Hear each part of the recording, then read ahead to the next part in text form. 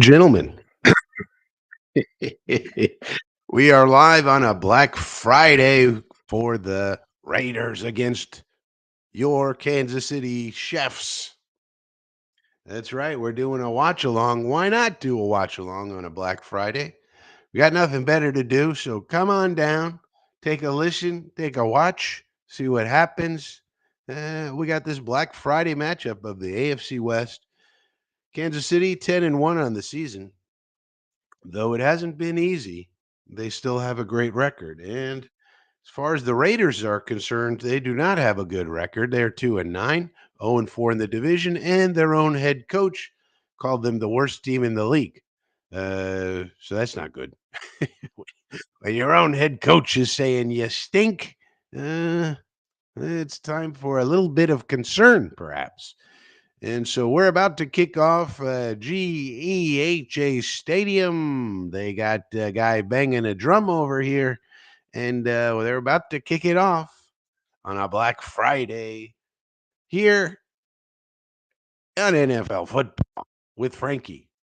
Thank you for joining me. We'll see how this goes.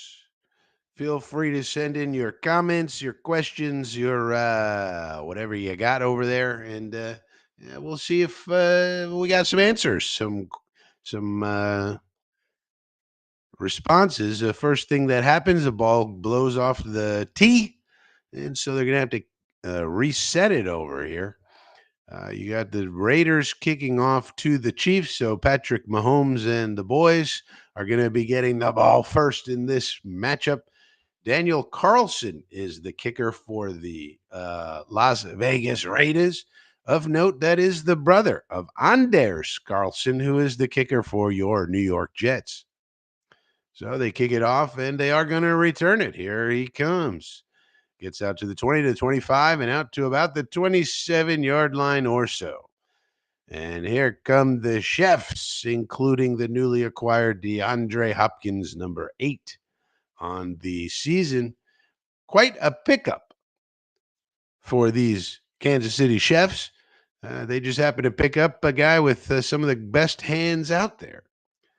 Todd is here. He says, "Hey, thanks for the watch along." Well, thanks for being here, Todd. Appreciate it. Let me know if you can hear and see me okay. First play from scrimmage is a handoff to the right. Doesn't go anywhere. In fact, it loses about 3 or 4 yards.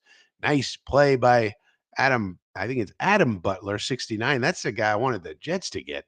But the Raiders probably don't want to give him up. He's pretty good. So now it'll be second down for the Chefs as they head out there. They got two. They got a two tight end set. If they would show it to me, thank you. We got a 3-by-1 formation, bunch to the left, and Mahomes throws to his left. He's got Xavier Worthy for a first down. No problem. Number 1 on the season. Second and 12. They convert it for about a 14-yard gain. First down, Kansas City. Sound is good. All is good. All right. Thank you, Todd. Appreciate that. Sometimes you never know with these microphones and equipment and whatnot. So, Kansas City off to a good start here. Now Mahomes back to pass, looks deep, throws down the middle, and it is incomplete. Almost had it. Number 84, Watson. On that one, and just off his fingertips. So he went deep, but just couldn't connect on that one. It'll be second and 10, 13:52 left to go in the first quarter. Antonio Pierce, the embattled head coach of the Las Vegas Raiders, wonder if he's going to survive Black Monday, as they call it, the first Monday after the season ends. He might be another coach to get fired. There have been 3 so far. Run up the middle for a couple of yards here. So far, 3 head coaches have gotten the axe this season. Of course, we started the ball rolling very early in the year by getting rid of Robert Salah. That did not work out too good for us. And now, after the Thanksgiving game, Matt Eberflus got the axe. He Eberflunked it, and then they Eberflushed him. Now, Mahomes is 3rd and 8 in the shotgun. We got another 3-by-1 formation with 11 personnel. Mahomes escapes, gets rid of it, complete to Kelsey. It's amazing. But there is a flag on the play, probably holding. But it is amazing how Mahomes can escape trouble and still get a completion. Todd says, "Where's your army? Who the hell said I ever had an army, Todd?" Oh, offside defense, that penalty declined, so it was not holding. So I don't know, Todd. You tell me. Where is everybody? I don't know.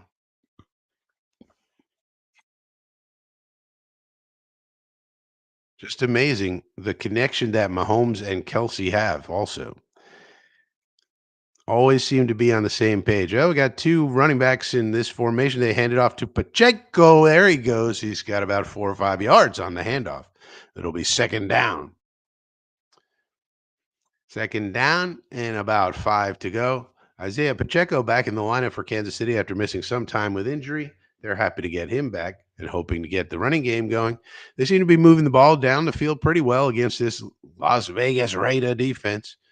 Um, that obviously needs a lot of fortification in the offseason. Of course, one of their main guys, Wilkins, is injured. Now Mahomes a shuttle pass to one of the running backs. Almost got the first down here, about a yard shy. 29 is I don't know who 29 is. Yeah, Todd. I don't know. Who knows? They're all over the place, Todd. You know, sometimes when you disband the army, they're hard to get back, Todd. All right, third down and one now. They bring Kelsey into the backfield, hand it off to Pacheco, and did he get it? Did he not get it? Yeah, it looks like he got it. Interesting formation, bringing Kelsey into the backfield for a little extra blocking. Nice job by the old chefs. This is a full house backfield. I like it. Old times. Still, Spillane was able to get in there pretty quick, but Pacheco had just enough momentum to get the first down. First and 10 now from the plus 38 and a half yard line or so. Mahomes back to pass. Now throws to the right. That is incomplete. Toward Kelsey, not completed on that one. So it'll go second and 10, 11:03 remaining in the first quarter. Todd says, "Well, I'm sticking with you." Well, thank you, Todd. I appreciate that. Where's the loyalty of everybody else? Can't expect him to come back. For those who don't know, I did shut down the channel for a while and then had to bring it back. So you can't expect everybody else to just, show up. It's thousands of people, Todd. All right, Mahomes again back to pass, fakes it, now goes deep down the right sideline to Hopkins. Oh, he almost made an incredible catch. But there is a flag on the play, and they'll probably get defensive pass interference. Incredible hands D Hop has, and he almost used those extra large hands to make an incredible catch. But it looks like they're going to get defensive pass interference. Yes, that's a spot foul, the white hat says. Now you don't need to put your hands on. See, Jones 18. There's no reason to have your hands on the jersey there because Hopkins not going to outrun you anyways.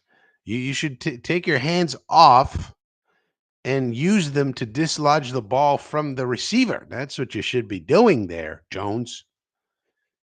You don't have to worry about D Hop's speed. You have to worry about his hands. That's the problem with DeAndre. Mahomes back to pass again over to Kelsey over the middle and takes it down to about the 6 yard line. So Kansas City marching right down the field on these Vegas Raiders on a Friday afternoon.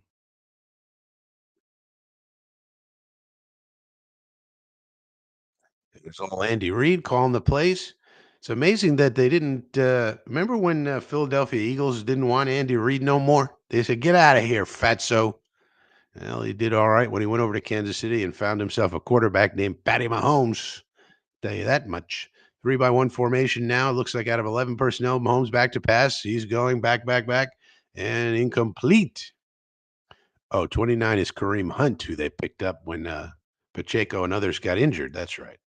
Kareem Hunt. All right, 3rd and 4 now. Can the Raiders hold them to a field goal attempt here? The Chefs also have a new field goal kicker. It's not Spencer Schrader, the famous Jet. In fact, it's Matthew Wright. So they're on their 3rd kicker for the season. So holding him to a field goal try wouldn't be the worst thing here for the Raiders, obviously. And they're threatening a blitz. Let's see if Spillane comes. He does not. Mahomes, just off the fingertips of DeAndre Hopkins. Let's see if the new kicker can kick a short field goal. Jelani is here. Says, thankfully, you're covering more than just Jets. Well, it's mostly going to be Jets. I hate to tell you, because what we're going to do is we're gonna switch it up, and we're going to start talking about who's going to go into the general manager job and who's going to be the head coach and all of these things. So yeah, I mean, I may do other things. A lot of times we're covering the media, so that's something to look at. And field goal up and good. Matthew Wright, no problem. So 3-0, Kansas City. But you'd have to say that's a win for the Raiders with as quickly and as easily as they were moving down the field. At least they held them to a field goal. So got to give the Raiders something, I guess. So Jelani, yeah, I mean, it's still going to be Jet content for the most part. We'll see what else I want to do. There may be some data analytics types things. As always on this channel, it's going to be different. It's going to be me, so it's going to be different and unique for whatever that's worth. But yeah, I mean, one of the things that I kind of have been thinking about recently is if you just only focus on the results with the Jets, you'll drive yourself nuts, right?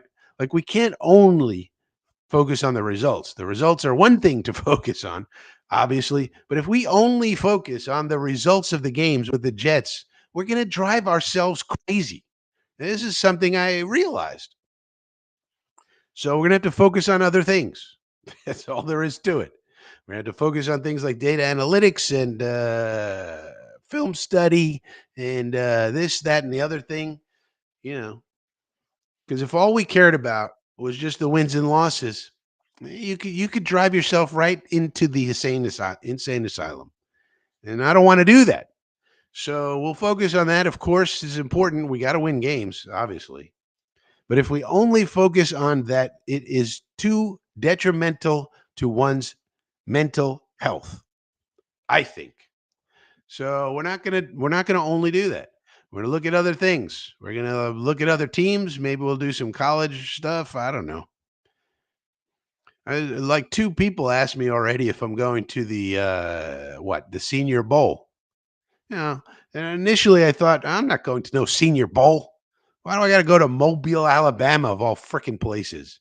Who wants to go to Mobile, Alabama? Hardly anybody. Even the Mobilians don't want to be there. Uh, but maybe, but with the way the season's gone, maybe I will go down there, check it out, see what the hell's going on with Jim Nagy and the boys, right? I don't know.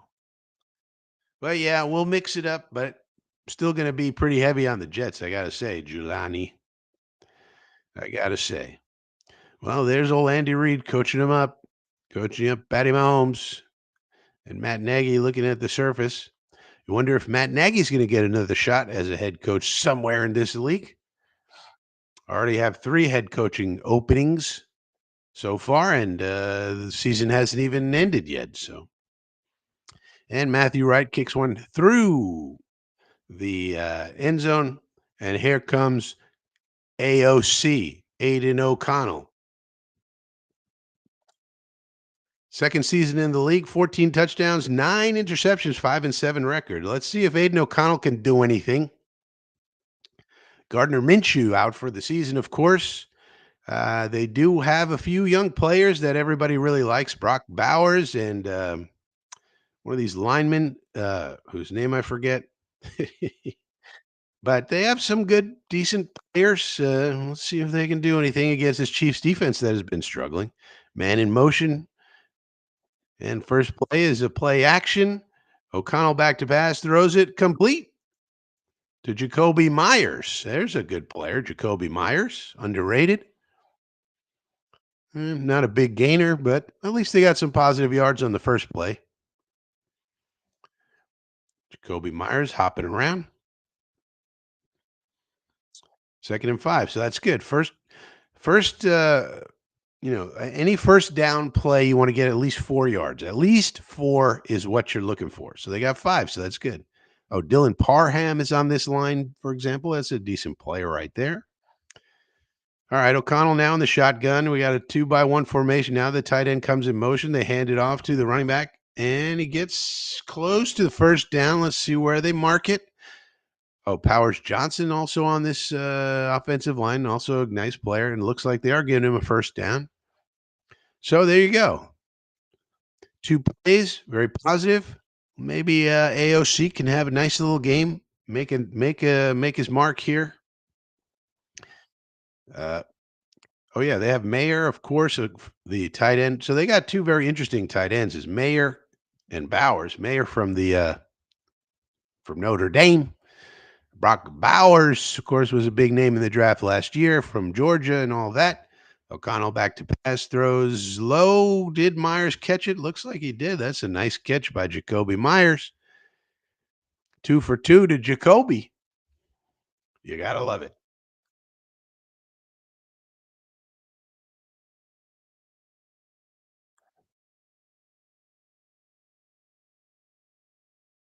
So Giuliani says on the old channel, he gave resources to learn about position groups. Oh, yeah. Yeah, maybe we'll do that. We've been doing some of the scouting stuff. Yeah, that's something we could get back into as well. Look at the community tab. There's a handoff up the middle for, oh, ball comes out. Was he down? Looks like he was down. Flag on the play as well. But yeah, look at the community tab. I am hopeful that frickin' YouTube will get their act together with this damn community tab. If you think about community tab on YouTube, right?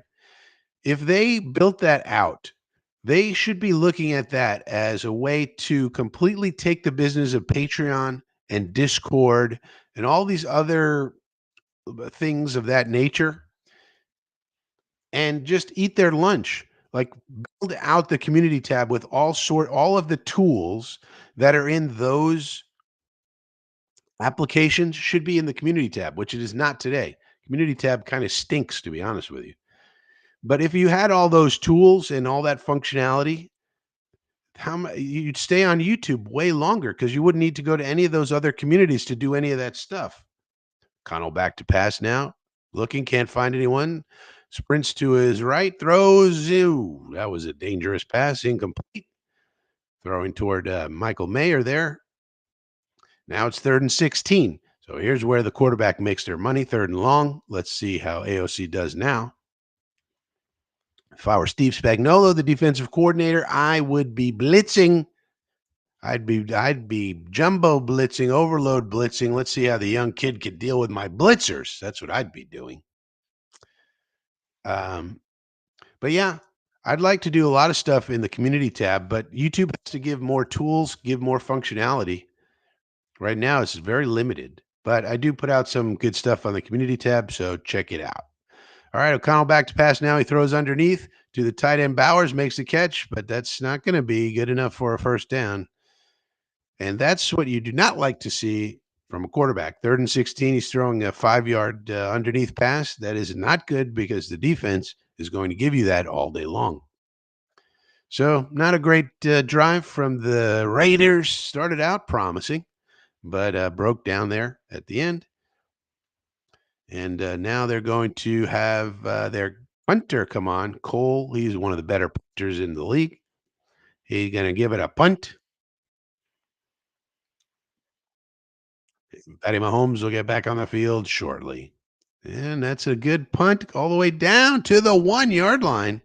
Wow, that's a nice one. They got a nice bounce. Oh, but there is a flag on the play. Otherwise, it's right at the 1-yard line, exactly where you want to put it. Flag down on the play. flag down on the play, holding on Kansas City Chiefs, half a distance to the goal. They're going to be at the half-yard line. Let's see if Vegas can make anything of this. This is where your punter is a weapon. Punting as a weapon. Get them down at the half-yard line. Let's see if they can make anything of this, or if old Patty Mahomes can escape out of it. But yeah, I definitely would like to do more of that stuff. And plus, Jelani, to be honest with you, when I did put that stuff out, not many people reacted to it. It was like it wouldn't get a lot of comments, it wouldn't get a lot of likes, it'd be one or two likes and those things like that. So,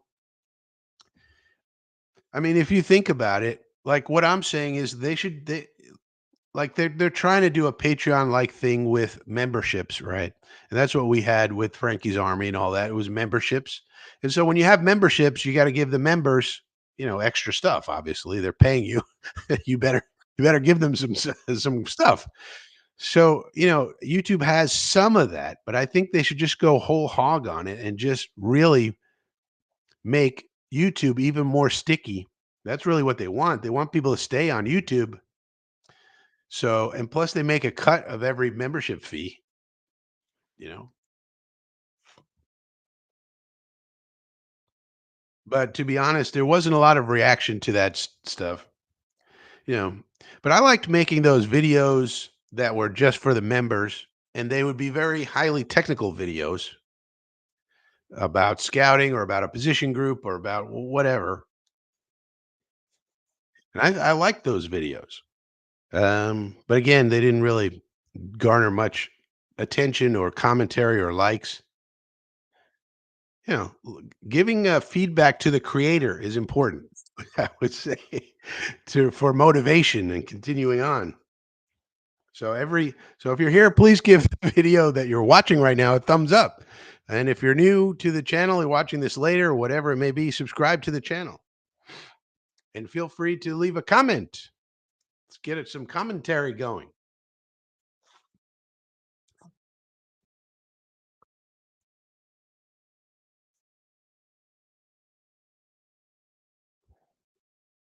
So the officials are confabulating, figuring it out. What are we doing? Are we really going to put Patrick Mahomes at the 1 yard line, or are we going to figure out a way to get him out of there? The refs are saying we can't put him in a hole like this. That won't be good for our ratings. They haven't really gone to Taylor Swift, so maybe Taylor Swift is not present in the stadium today.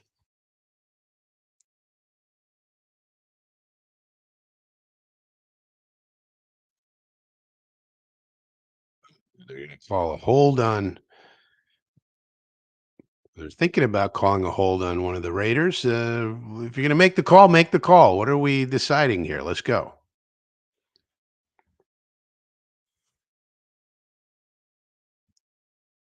They're not going to call it. Are they going to call it?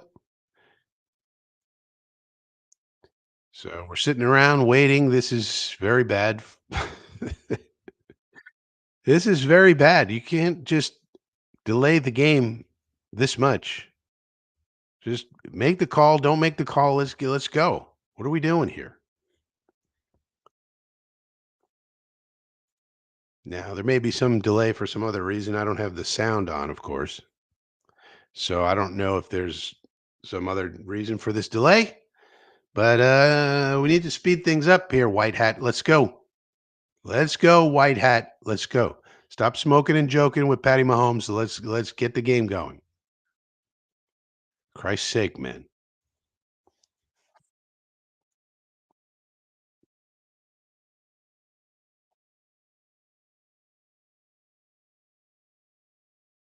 If anybody knows what the cause of the delay is, please let me know.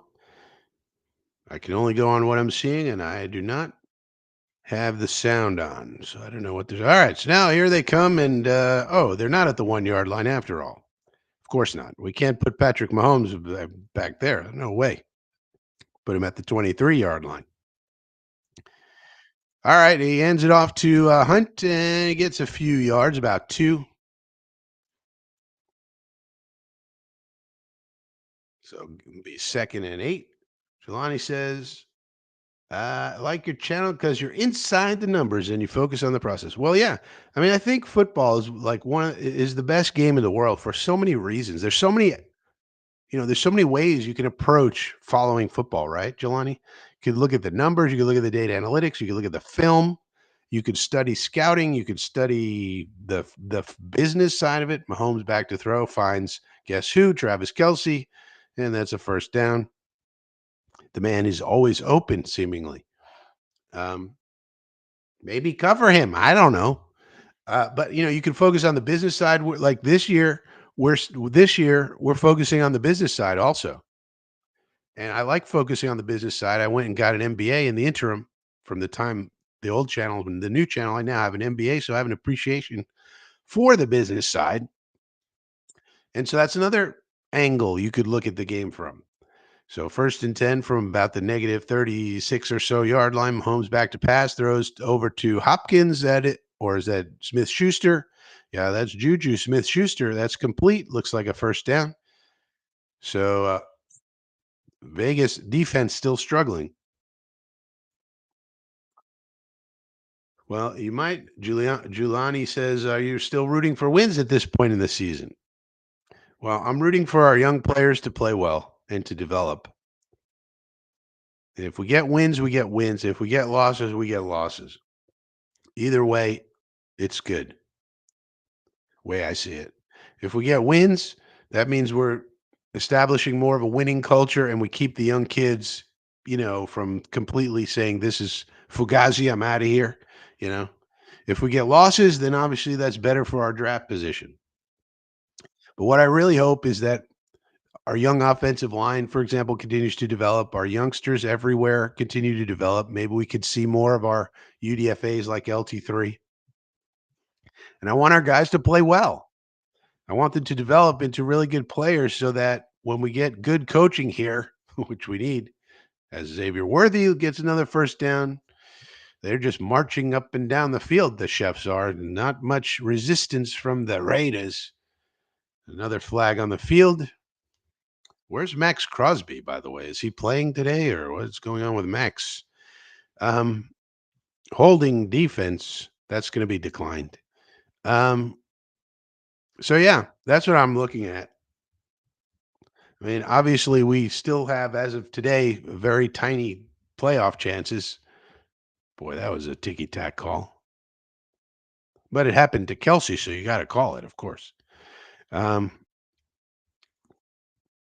so, there's that. But I just want our team to play well so that it's not a completely lost cause and you just start losing people and people don't want to come back here, et cetera, et cetera. What you got to hope is that we're able to get a decent general manager and a good coaching staff in here. And if Woody's smart, which in business, he should be holding offense. Uh, what he would do is he said, I'm going to pay top dollar for these coaches. What's the highest offensive line coach being paid? What's the high top dollar for offensive line coach? I'm going to do better.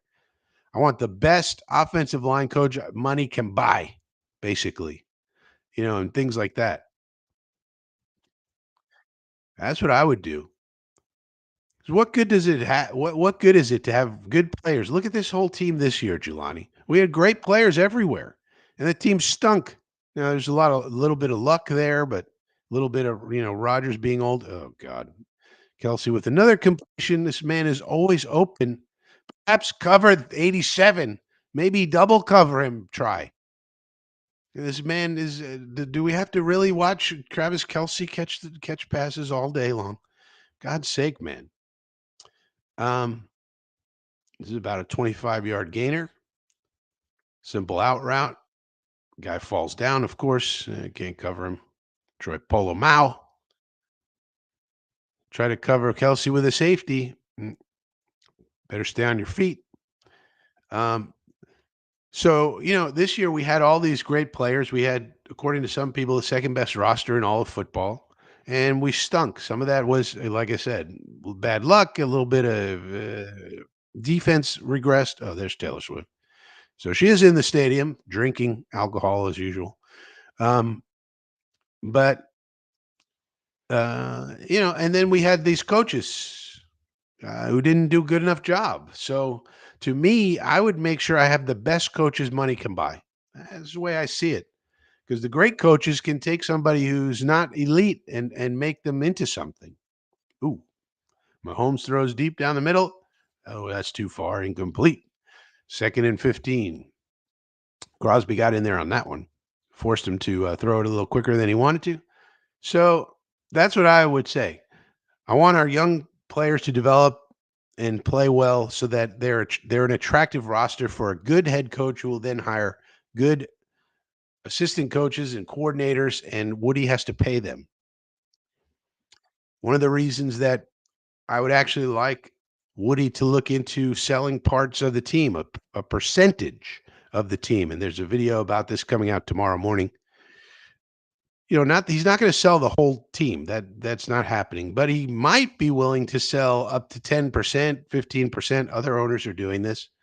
And that gets him some liquidity, which he could then use to pay the coaches and pay a higher rate and say, look, if you're going to coach here, with this organization, with this history, with all that's no good about this organization, we're going to pay you a premium because you're going to need to work that much harder than anybody else, essentially.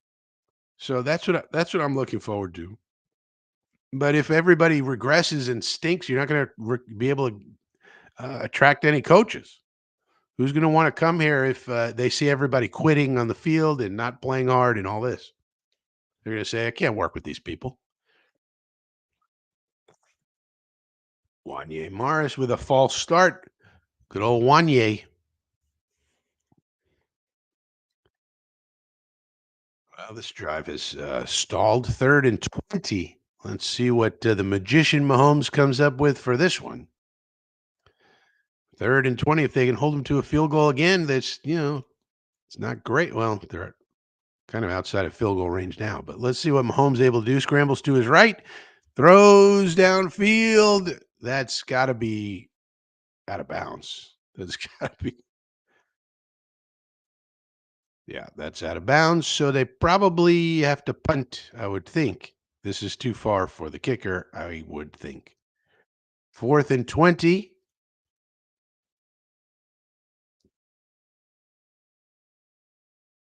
Yeah.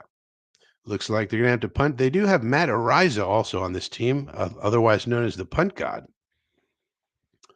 Matt Ariza.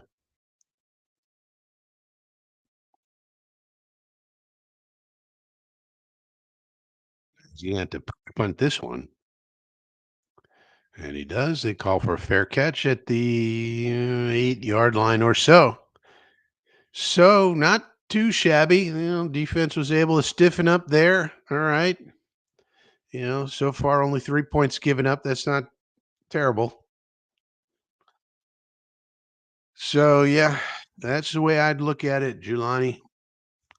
We got to have a good roster that somebody wants to work with, and then we got to pay these people. Pay them a lot of money. That's what I think. What do you think, Giuliani? Are you rooting for wins or what are you rooting for? And at this point, it's been such an up and down or just like a weird season.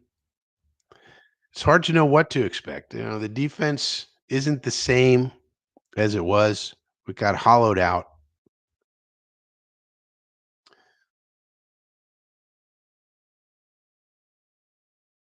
Yeah. Well, I think if you look at it, they're gonna like let's say it's Mike Vrabel comes in. Vrabel's gonna have to get things in writing about how this organizational structure is gonna work and how much power he's gonna have. And Woody is gonna have to give it to him. You want Vrabel here, you better give him money, you better give him power, you know. So it'll work for some people. Like the general manager, for example, if we got John Dorsey. Now, John Dorsey is a good candidate, and he's at a time in his career where if he gets a 5 or 6 year contract, you know, he goes, "All right, well, that'll get me to my retirement." You know what I mean? And if he gets fired after year 3, he still gets all his money for the remaining years. So, he gets to go on a beach and enjoy and still make millions of dollars. And then once you have the general manager, then he's gonna have to sell the coach if it's a really highly desired coach, like a Mike Vrabel, for example, it would be on the top of everybody's list. He's gonna have to sell him on why would he did what he did to Saleh. What were the circumstances of that? Because there's a lot more to it than just, well, he fires everybody because he doesn't do that in season. That was the first in season firing he ever did. But why did he do that? What were the circumstances? What did Saleh do to make him do that? And why is it not going to happen in the future? In other words, why is Woody not going to medal anymore? Now, Woody probably going over to London. So there's 4 years right there where he's not going to be medaling in the day to day, anyways, because he's not going to be here.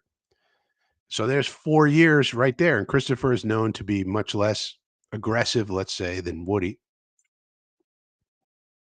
So, you know, there's some things right there. And plus, I think somebody like a Vrabel who has power in the negotiation is going to want a lot of this in writing and say, how's this going to work from a structural standpoint? What is the business side going to do? What's the general manager going to do? Is there going to be any other bureaucracy in between? And we'll see what happens. But that's the kind of thing that's going to have to get negotiated out. So,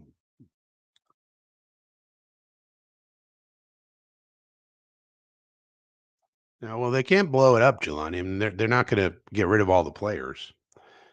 So there's a lot of players under contract, some players not under contract. Those decisions have to be made. So, whoever's coming in is going to have to do an evaluation of the roster, of course, and decide what to do with each and every player. But they're not going to get rid of everybody. Hmm. And I think, obviously, the main decision on the roster, you got to think about quarterback and figure what's going to go on there. So if Rodgers comes back, you know, that is interesting because it could give the decision makers a sort of an out, sort of like a mulligan. Like, let's start to build our culture, build our team. Rogers is here. Okay. If it fails, well, then he leaves, gets out of here. Then we get to start again. So you sort of get a 1 year mulligan.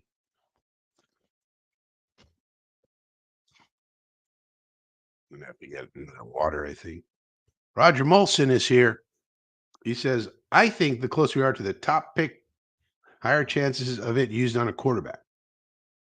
I don't think this is the best path, at least not in the first round. Well, first thing we got to do is figure out what Rogers is going to do. Secondly, we got to figure out, the GM and the coach and what are their philosophies? What do they like to do? Who do they like to work with? And then where are we picking in the draft? If we're not picking in the top 5, you can forget the top 2 quarterbacks. And most analysts only really like the top 2 in terms of like first round talents. Now, we could take a quarterback, in the second day or third day of the draft. But in terms of the top guys, most of the analysts only like 2 of them. So, unless you're picking in the top 5, you're not gonna get them. Now, we may be picking in the top 5, we don't know. So, there's a lot of unknowns, and then, the head coach and the defensive coordinator, what type of defense are we running? That's gonna tell us a lot in terms of roster composition. What do we need? What do we not need?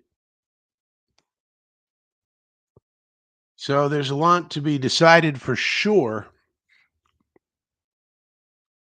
but I think first and foremost, general manager. Hopefully, it's an experienced one who can deal with the Johnsons. That's going to be part of the job. That's kind of why, if you think about it, no, I don't think so, Jelani. We're not doing a full rebuild. We're not. We're not. I don't think so. I don't think any general manager is going to come in here and say we need a full rebuild like Joe Douglas did back in 2019. I just don't see that. We have too much talent on the roster for a full rebuild. I think we need a retooling. I think we could be right back into it in a year or two. I really do. I mean, it's the coaching that really held us back this year. Saleh could never find the right combo on offense, and then we really downgraded the defensive line, which was really stupid. But there's a lot of really good talent on the roster, so I don't think we're doing a full rebuild. Myself, I don't think so. We'll see. Maybe the general manager comes in and sells the Johnsons on that, and then that's the direction we're going. But I don't think so. I don't think so. I don't think we're that far away, really.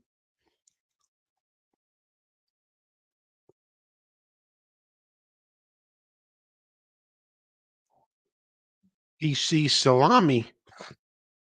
He is the brother of PC Ham. PC Salami. Still a lot of quality players. No need to blow it up. Yeah, that's what I think, Salami. We had a good coaching. Yeah, this is what I think. So it's like, all right, who's the general manager? That person's going to have to handle the Johnsons. John Dorsey's good, a good name. He's one of the candidates. But this is the reason we don't want somebody from Green Bay. We don't want anybody from the Packers. Why? Because the Packers are the one team in the entire league that doesn't have an owner. So we do not want anybody from the Packers because what are the chances they're going to know how to deal with owners and meddling owners? Probably, I mean, they haven't had to do it. So there's no evidence that somebody from the Packers can deal with these Johnsons. You need somebody who knows how to deal with owners, knows how to manage up, as they call it. And so that's one thing. I would not want any candidates from the Packers at all. O'Connell back to pass, throwing deep down the left sideline. Got a wide open receiver. It's Jacoby Myers. Makes the catch, and he's all the way down to the plus 27-yard line. And suddenly the Raiders have life. So they stiffened up on defense, and now they have a long bomb to Jacoby Myers. Nice play. Guy was wide open, but the quarterback didn't miss him. That's a bad play by 13. Couldn't keep up with him. O'Connell hits him. Nicely done. Well, a little underthrown, actually, but good enough. Good enough. Good enough. And now they're in scoring position here. Connell out of the shotgun barely gets it off before the play clock expires, throws down the left sideline. Oh my goodness. That was crazy. That was not a good pass. However, it turned out well as Myers was able to receive it in between triple coverage. Ball should have been picked off. Now Pierce is upset over something. He's going on McDuffie, and McDuffie has a hand on. I mean, that's not bad. But that's a nice play by Jacoby Myers. Always liked Jacoby Myers. It's a good receiver. First and goal. I don't know what Pierce was upset about. First and goal from the 5-yard line now. So now the Raiders are threatening the chefs, and they call false start. That's not good. Yeah, Roger says strengthening the lines. Yeah, we need. Yeah, absolutely, Roger. This might be our first. Assuming we're not going the quarterback route, let's just assume that for a minute. Our first three picks may be both the offensive and defensive line. I think, depending on who's available, what the value is. We still need a right tackle for sure. I would sign Morgan Moses to an extension and get him here as a swing tackle just in case. But then we need to draft a right tackle, first or second round. We need defensive tackles. We need defensive ends, but we also need to know what type of defense we're playing. And there's a pass to Bowers on the right sideline. Gets it to the 3-yard line or so. So it'll be second and goal. But yeah, we absolutely need that. I mean, we have our wide receiver room is pretty good. Running back room is pretty good. We might need a tight end along the way. We should re-sign Tyler Conklin, that's for sure. What is your opinion on trading Sauce and re-signing DJ Reed? Yeah, I was actually thinking about that this week. I might do that if I'm the new GM and I'm looking at everything. Depending on the offer for Sauce, it would have to be a big offer. Like somebody would need to pay a premium for Sauce. If I could get a big enough offer to where I could, restock the draft picks, and then use the money to sign DJ Reed, you'd have to strongly consider that. But again, it'd probably have to be a Jamal Adams type of trade. I would want to use it to just restock everything and go, you know what? DJ Reed is solid on one side. We'll draft somebody else. Also depends on what your opinion of somebody like Brandon Eccles is. Can he start, for example? Then you have to sign him. Excuse me. Connell from well, it's about the 4-yard line or so. Drops back, can't find anyone now, escapes the pocket, and is not able. Boy, these third downs, you can tell a lot about quarterbacks on third down. If you're out there at home and you're wondering, is this quarterback good or not, whether it's college or the pros, watch third downs. They call it the money down, and it really is the money down. Watch these quarterbacks on third down. Are they able to consistently convert on third down? I don't care what you're doing on first down, second down, third down, and fourth down. But and here he's not able to find anybody, takes a sack, and now they have to go for a field goal. Not the worst thing in the world, but just in general, if you're wondering about quarterback play, you learn a lot on third and fourth down. And he kicks it so he ties the score 3-3. Not bad. Good drive for the Raiders. They're able to tie it up 3-3 on a Black Friday with the Kansas City Chiefs. Big Chris Jones was able to get that sack. The great Chris Jones. Johnny says Solon Douglas got to learn on our dime as well. Well, yeah. But I think that's part and parcel of, like, why have we had so many first-time head coaches? And if the answer is Woody doesn't want to pay, that's not acceptable to me. We have to pay extra. You can't take a discount on your coaching staff. That is not acceptable at all to me. Now, maybe it was just we thought he was the best candidate at the time. Okay. Just happened to be a first timer. But we do have kind of a pattern of getting first timers. And the only one of recent times that wasn't a first timer was Adam freaking Gase. Should have been a no timer. Uh, but a lot of our coaches, Bowles and Herm and this one and that one, Mangini, Rex, they're all first timers. And if you want Vrabel, for example, so a first time head coach makes about $5 million. We're paying Saleh about five. And Sean Payton now makes 18. So that's about the scale, right? A first timer, no experience, you're going to pay about five. A guy who's super experienced and well regarded, like Sean Payton, you're going to pay 18. Okay. So if you want Vrabel, guess what? Guess what edge of the scale you're going to have to be on, right? You're going to have to pay Vrabel maybe 20 million to come over here and fix this shit show. So you're going to have to pay that. And if that's what it takes, Woody has to be willing to pay it. Now, the Denver Broncos are owned by the people who own Walmart, so they have more cash than God. So they can pay for new fields coming in. They can pay for $20 million coaches. They can do whatever they want. They have so much money. But this is where private equity comes in. This is where selling, a percentage of the team comes in so that Woody has the equity to do these things. And so, you know, we need to get experienced people. And they've been putting out in the media that they know that. So I'm kind of optimistic that they kind of know they need some experienced people, both at both spots. General manager too. That's why I like John Dorsey. I think he has a lot and the right kind of experience, and is at kind of the right age for us. We'll give him a 5 or 6 year deal. He's probably going to be happy, even if things don't go well. He's going to get his money. But you're gonna have to pay him because of that experience. You have to pay. If you want Mike Vrabel, you probably got to pay him 20, at least 15, and probably 20. Because you can make the argument, well, Sean Payton gets 18 because he won a Super Bowl. You never won a Super Bowl as a head coach, Mike. All right, well, then give me 17. You know, it's going to be in that range. And so, it's a lot of money.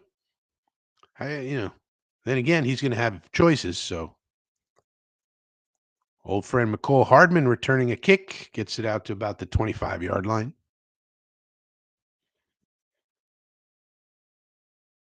So there's that.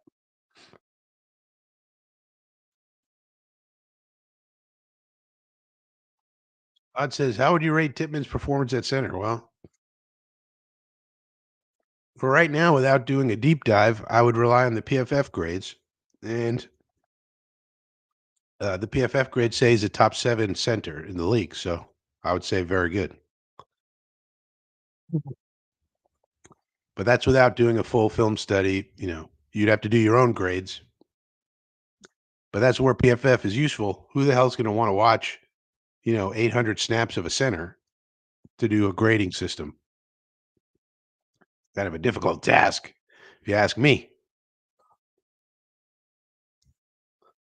But I would say it's so far so good, and I want him to continue to develop.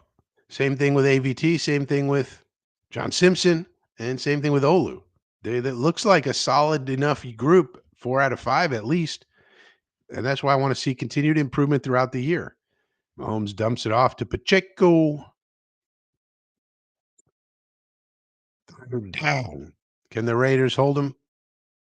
Here, get a little momentum going against these, Chiefs, and by the way, we should be rooting for the Raiders in this game. Uh, I guess if you look at it, you want the Raiders and these bad teams to have as many wins as possible, um, depending on what we do. Um, if we for the Jets to have a rooting interest, Mahomes back to pass. Oh, here comes a pass rush, and he goes down. 44, Chason, Caleb Chason. Wow, where's that guy been? And they hold him down. So the Raiders holding down the fort after the first couple of drives where the Chiefs moved up and down the field pretty easily, but were bogged down late. Ooh, Wanye Morris. Holy smokes. That was bad. Look at this. Look at this tackle play by 64 Wanye. This is bad. Talk about punch timing. Oof. No bueno on that one. Um, so, that's what bad tackle play looks like. Also, his footwork was a little bit off there. Um, we're gonna need there's a hit. We're gonna need a right tackle. Again, I would sign Morgan Moses just as a backup, and because he's so great in the locker room. Um,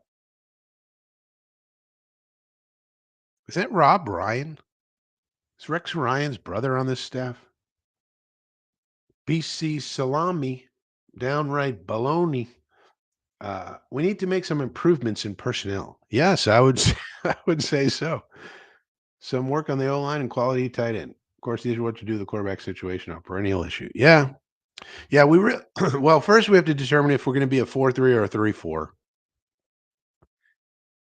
That tells you what type of personnel you need for the defense. I would sign Conklin. Personally, I would keep the tight end room the same for now because if we can just re-sign Conklin, it's good enough. It's not great, and maybe with a better coach, we can get them to block a little better. But O line and D line have to get prioritized. We need a right tackle. If we sign Morgan Moses, to me, that's a swing tackle backup. Then where do we draft one? And then based on whether we're a 3-4 or 4-3, there's a lot of decisions to be made about the personnel. Can Quentin Williams play nose tackle? Can he play a 5-tech in a 3-4? If we play a 3-4, we could probably keep CJ Mosley, for example, because he can function in a 3-4 even at his age and ability. But then we need to sign Sherwood, and then we have Quincy. That's 3, and then we need to make decisions about Barnes and all these other guys that we have. Are they going to be good enough? Because plus in a 3-4, somebody like a Jermaine Johnson, somebody like a Will McDonald, they become outside linebackers who play on the line a lot. And can they do that? I think Jermaine and McDonald can both do that. So you got to get the GM in place, then you got to get the coach in place, then you got to get the coaching staff in place, then you got to know how you're going to play, and then you're going to know about personnel. So there's a lot to find out. And I think that's one of the reasons they wanted to fire Douglas early, to get this kick off this process because it's a long process. There's a lot of people involved. Eric Craig says, I don't know if offering more money will attract. Well, you got to try. Offering less money is not going to attract the best people, Eric, right? I would say I would put it out there. We're paying top dollar. And mostly it's like, okay, once we get the head coach, you let the head coach know, look, for offensive line in particular, offensive line coach is the most important coach of the whole staff other than the coordinators. Offensive line coach. You let the head coach know, look, it's going to be up to you, but you tell your candidates we're paying top dollar, especially for offensive line. The assistant defensive line coach, maybe not, but offensive line coach needs to be paid. That guy is super important.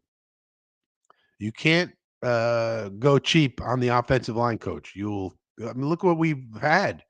You can't do it. You got to get the best you can get. And I don't know who it is. I mean, you can't go and get Jeff Stoutland. Like you can't get him. He's already the offensive line coach for the Eagles. He's not going to come here. He can't. It's not possible. Andy Heck for the Chiefs. He can't come here. So I don't know. We got to find him in college. Where we got to find him. But he can't just be some retread loser. He's got to be a key important person in our organization. Very, very important. Uh-oh. O'Connell gets it off. Nice catch by Bowers. Ooh, nice play, 89. So the Raiders have been able to move the ball a bit against this defense now. So that's interesting. Bowers just runs a comeback route, or outbreaker, and there he goes. Good hands. Nice job. O'Connell able to get it off.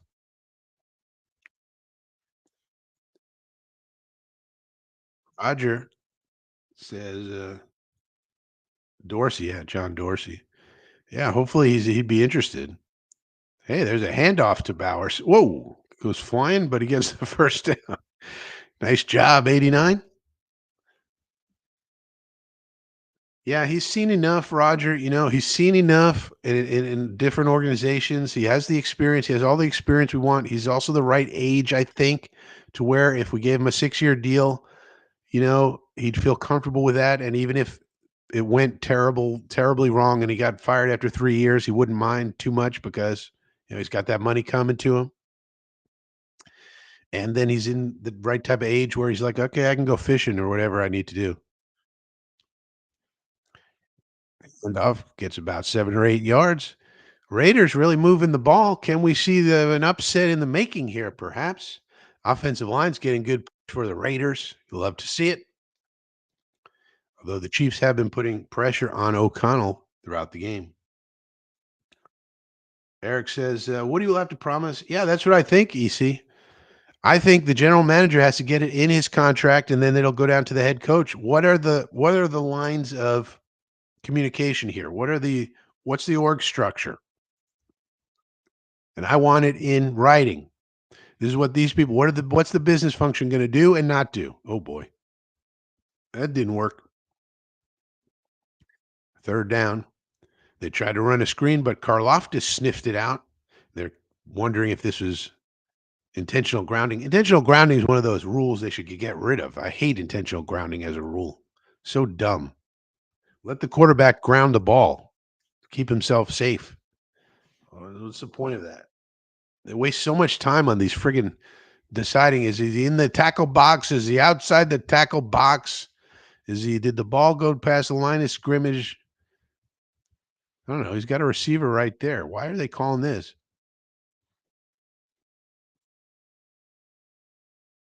Second down. What?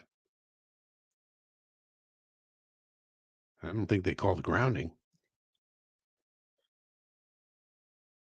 They should get rid of this whole rule. It's so dumb. 66. Oh, illegal man downfield. There's another rule they should get rid of. You only have 1 yard. Here's 12 inches that you can move up, offensive lineman. It's so dumb. Give him 10 yards or something. You can only move within these 12 inches if you. It's so stupid. Anyway, 2nd and 8.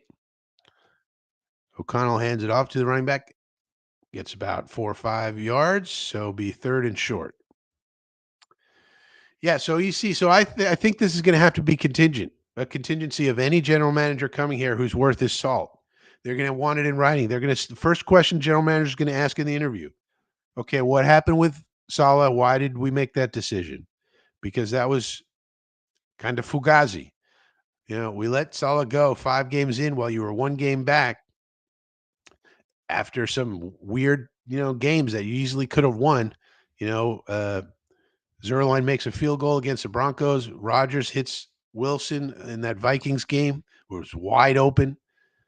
Why Rodgers? Ooh, why Rodgers didn't make that throw? I don't have no idea. But he very easily could have won those 2 games. And so why did we do that? Woody and maybe Woody goes into an explanation. Well, I had told Salah, the season before that, if things get off to a start, we're gonna have to, blah blah blah. But that was a unique circumstance, and blah blah blah blah blah blah blah. And also, you see, Woody's not going to be here. That's the other thing that's in our favor. Woody's probably going to be in London for 4 years. So the day-to-day stuff is going to be Christopher. And, Christopher has a little bit of a better reputation than Woody does. As the Raiders go for a field goal, Carlson's got it. Looks like, yep, right down the what? Oh, must have been short. Saying no good. What the hell? The hell? Looked like it was right down the middle. Oh, short, I guess. So Carlson does not make the field goal. Season of misery continues for the Raiders. Um, so yeah, so Woody's not going to be here, EC, and that's one thing he could say is, look, I won't be. Christopher's going to be here, and secondly, I think he's going to have to explain himself. Why did you do that, Woody? You put a young guy, a young coach, Jeff Olbrich, in charge, and you didn't, and he was still the defensive coordinator. Like, what was the plan there? And he's going to have to explain himself. Honestly, he's going to have to sell the candidate on the Jets as much as the candidate's going to sell himself to the Jets as to why it's going to be a good place to work. Excuse me. Still a little bit under the weather, as you can tell. Um, but and it's like, okay, you made Ulbrich the coach, and then you didn't take away his defensive coordinator duties, and you thought that was going to work out. That was dumb. Why did you do that? And Woody's going to have to explain himself. And got some explaining to do. Because any general manager worth their salt is going to look at that and say that was very stupid. Why did we do that? And there better be an explanation, and Woody better be smart enough to have a good explanation, because that was not setting the team up for success. That was setting the team up for failure, and we don't want to do that. We want to be a functional organization, not a dysfunctional organization. Christopher Mirkovich is here. Yeah, this is what I've been saying, Chris. Morgan Moses, to me, gets a 2-year deal. You know, decent money, but nothing great. 2 years, 6 million, 7 million, something like that. And he can stay here, and he's the backup, and he's great for the locker room, and that's fine. And then I think in the early rounds, we got to take another tackle, and we hope that that kid can start. But if not, then we go with Morgan.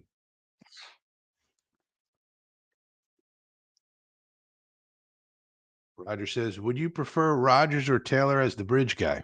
Well, I don't know. Part of me wants Taylor just because you don't get all the rest of it that comes with Rogers, all the PR stuff.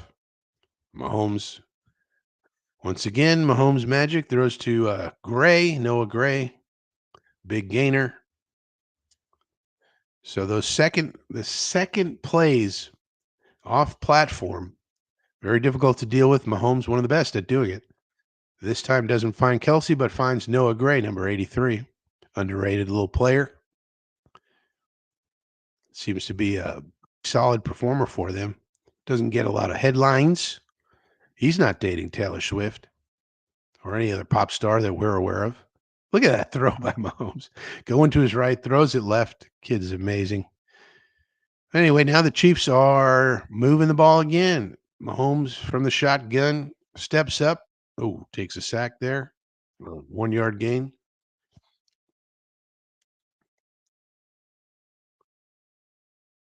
Provided we don't slap a rookie. I don't think we're going to slap a rookie in there. I just don't see it. I think we're going to have a bridge, and the question is, do we want Rogers or Taylor to be the bridge? Part of me just wants Tyrod because it's a bridge year anyway. Why do we need all the PR nightmares that come along with Aaron Rodgers? But ultimately, the GM, the coach, that'll all get worked out. If the GM and the coach want him here and he wants to be here, he'll be here, Rodgers. Ooh.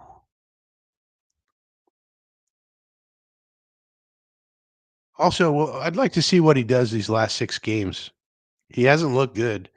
The stats are okay-ish. I mean, they're not great, but they're not horrible either.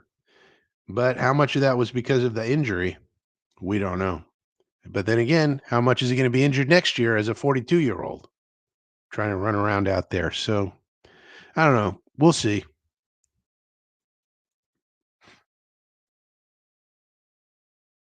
Are we sure he's being appointed again? It's all signs point to yes. He's been a pretty, um for God's sakes, this Kelsey guy. So Kelsey does a backward pass for off a pass. Of course he does. Why not? Show off. First down. Anybody else does this, it gets intercepted, but Kelsey does it and it works out great. Jesus. To P. Ryan, they get a first down. The old hook and lateral. Why not? Or, if it was anybody else, P. Ryan would have dropped it and, would have been a fumble. Now they hand it to Pacheco, or Hunt gets a few yards. So now the Chiefs are driving. They're close to the end zone. But yeah, as far as Woody, he's been a pretty visible supporter of Trump and I'm sure has donated millions and millions of dollars to the campaigns. So usually those things get rewarded.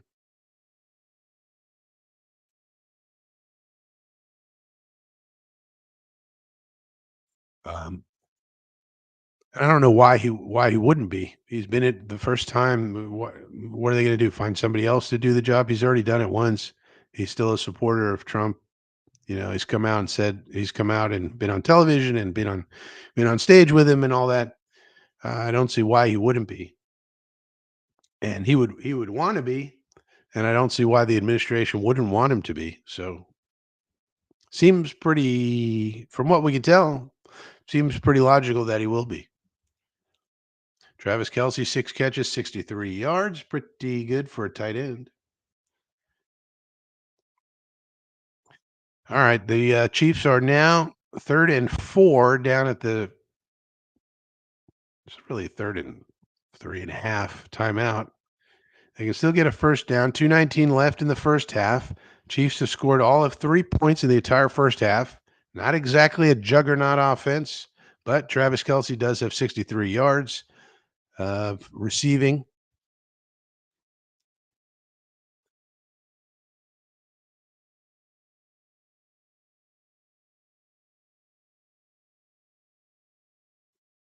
Showing some of his highlights here.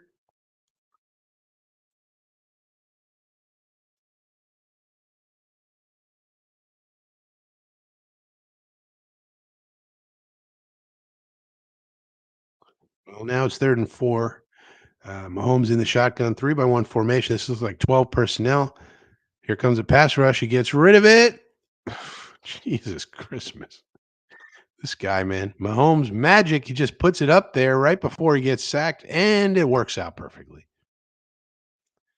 He threw a rainbow up there to Watson. He's able to corral it. It's amazing. Never fails. Throws up a prayer and it gets answered. Wanye Morris got beat again. That guy is not good. But nice catch by Watson. Defender not able to knock it out of his hands, and that's a touchdown. Extra point is up and good. So the Chiefs take a 10-3 lead on the Raiders. Let's see if Vegas can make any noise before the half. 238th career touchdown pass for Patty Mahomes surpasses Len Dawson for most in team history. Well, there you go. Patty Mahomes does it again. Must be nice to have an awesome quarterback. Must be nice. Must be nice.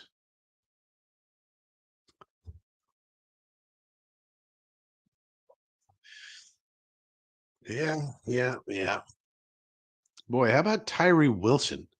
That guy was a high draft pick. He hasn't done anything for the Raiders. No, that guy is probably going to take a year or two to develop, I guess.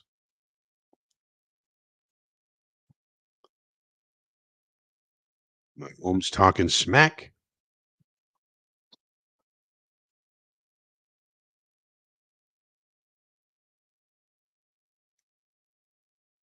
And they take the ball back out to the 19-yard line. So let's see if Aiden O'Connell can do anything before the half, get his team going.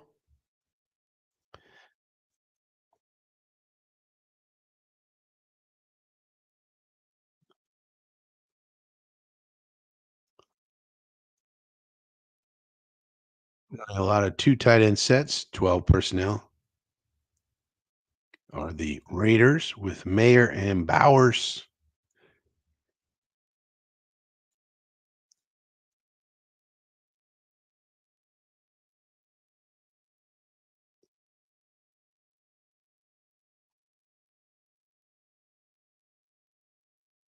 Oh, nice run.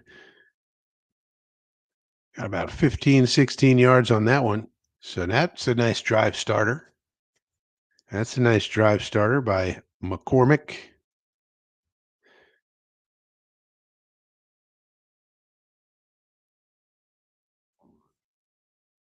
2-minute warning. 2-minute warning. 2-minute warning before halftime. I have to see how it plays out.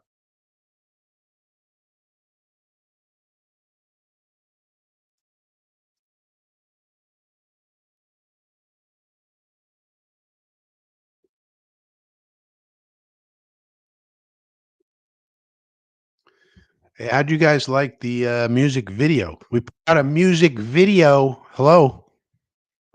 We put out a music video yesterday. How'd you guys like it? We need more music videos on this channel. EC says, O-line coach Nick Mangold. Nick Mangold should be involved in some way. Like, I would love to see Nick Mangold on our Legends Council. I would love to see a Legends Council. So one thing they could do in terms of Woody's a crazy person, who's going to want to work for Woody? One thing they could do, we had a video about this. They could create a Legends Council of 5 or so people: Curtis Martin, Nick Mangold, Bart Scott, Damian Woody, you know, uh, so forth and so forth. Willie Colon, whoever you want to put on it. And Woody can say, "Yeah, we got this Legends Council. I'm going to run if I think I need to. If the business side is telling me one thing and the football people are telling me another, I'm going to convene the council. And before I do anything rash, I'm going to run it by them and get their feedback and advice. So that could be something that you tell the general managers and head coaches. We're going to have this Legends Council to help out with any big decisions. I'm not going to do anything until I get feedback from the Legends Council. And they're all former players, and some people may like that, they may not, but it may be better than crazy Woody just doing whatever the hell he wants without talking to anybody. I mean, one of the things that was bad about the decision he made with Saleh, he didn't talk to anybody, apparently. Just decided to do it, which tells me probably he had this predetermined from last year, actually. But nonetheless, he didn't talk to Sala. He didn't, he just kind of did it. That's not good. So I like the idea of a Legends Council. Hopefully they'll implement that. That'd be good. And they wouldn't be there all the time. It'd just be for you just call them in like the bat signal. When it's really important, when you have conflicting information, you need some perspective. You call them in, or you call a Zoom. Get some feedback from the legends. Running play to Trey Turner picks up about 11 yards. Looks like a first down as he leaped forward at the end. Nice play. So they're moving the ball pretty good now. Let's see if they can get some points before the end of the half. Roger says, I would like to see Taylor get some reps this season. Yeah, Leonard Taylor III should absolutely play more. Oh, Tyrod Taylor. Yeah, we don't even really need to play Tyrod Taylor to see what he's got. We know what he is. We know what Tyrod is. He's solid, but we're not going to just give him reps to see what he's got. Like an LT3. Ooh, this Aiden O'Connell. I don't know. I just don't know. Um, Leonard Taylor's the kind of guy you want to see play. Leonard Taylor needs more reps because that's a guy who can develop. You want to see him. You want to see his stamina. You want to see his play strength. You want to see all these things that you want to see out of Leonard Taylor the third. That's a youngster you want to see play, so that you put more on tape for the future brain trust to evaluate whether he succeeds or not, whether he improves or not, whether he shows good on tape or not. Whatever it is, you want it on tape so that you have more of an inventory of reps from which to make your decision. A guy like Tyrod, we know what he is. He's solid. He would come in and play solid. That's what he is. And we were hoping that Aaron Rodgers was going to be more than solid. This was the hope, that Aaron was going to be Aaron, and instead he turned into sub average, below average Aaron, for some reason. So yeah, I wouldn't say that about Tyrod. Like you might want to put Adrian Martinez in there. They might, one thing they might want to do if they put Tyron Smith on IR finally, which they should do. I don't know what the problem is with that. He might be fighting it.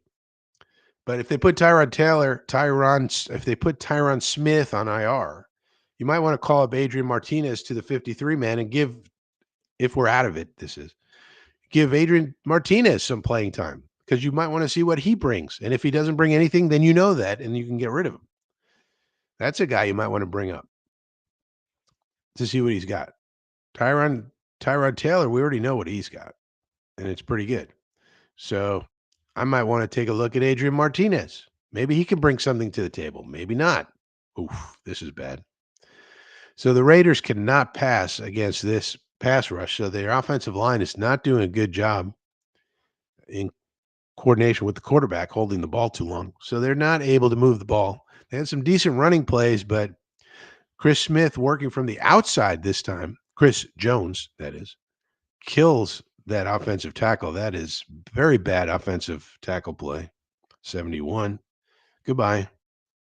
Boy, look at Chris Jones. He is such a stud. You move him outside. We tried to do that a little bit. They snapped the ball too quickly there, it looks like. We tried to do that with Quinnen a little bit. It didn't really work out, but look at Chris Jones. See, so that's something that Quinnen can take a look at and say, that's what I want to do more of right there and get better at. Can he do it? I don't know. Chris Jones is pretty remarkable. So another Tadero for the Raiders. No good. No bueno. And now you're giving Patty Mahomes a minute left. There's a flag. He's going to be starting from the 15-yard line. There's a flag on the play. Giving Patty Mahomes a minute. He's got one timeout starting from the 15-yard line. He's probably going to be able to get even another field goal here.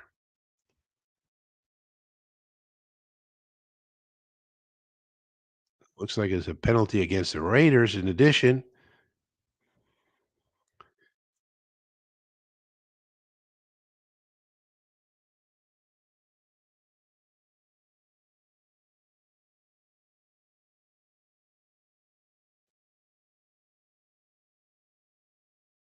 So Mahomes comes back on the field. Gave him too much time. Gave him too much time. And we go to commercial break. So yeah, looks like Mahomes is going to get another minute to try and score. Roger says, "Yeah, about the young guys. Yeah, Sherwood, another one. Sherwood would probably be really good in a 3-4. To be honest,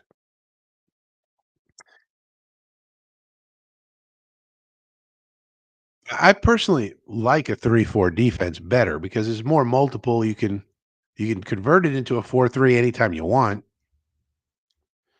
And so I'm hoping that we go to a 3-4 defense. Sherwood would be good in it. So would Mosley. So we could keep Mosley. He's on the books anyways. Whereas if we don't, we're going to have to think about whether Mosley can continue to play the way he's been playing in the 4-3, which he may not be. Remember, he had the toe injury. Now he's got the neck injury. He's probably coming back next week. So, um, and then you got Quincy. So, you really only need a few more linebackers that you feel comfortable with in a 3-4. Then we got to figure out because JJ and McDonald are going to be technically linebackers in a 3-4. So then you just need some space eaters, you know. So we'll have to see about that. How many of those type of guys do we have on the roster? That's what I don't know. How would you use Quinton Williams? That would be a big question for any new defensive coordinator who wants a 3-4. Is Quinton your nose tackle? Is he a 5 tech? What's going on? Uh, and then can he do those things? So we'd have to see.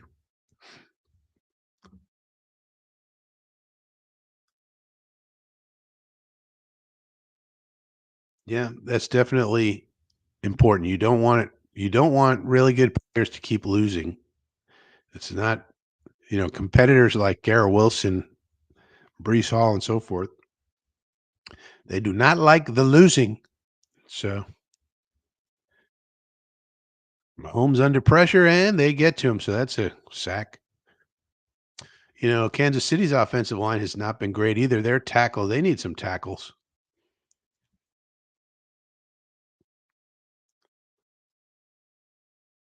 Butler 69. That's a guy I wanted us to try and trade for. They're probably not going to trade him. But boy, I like his game a lot.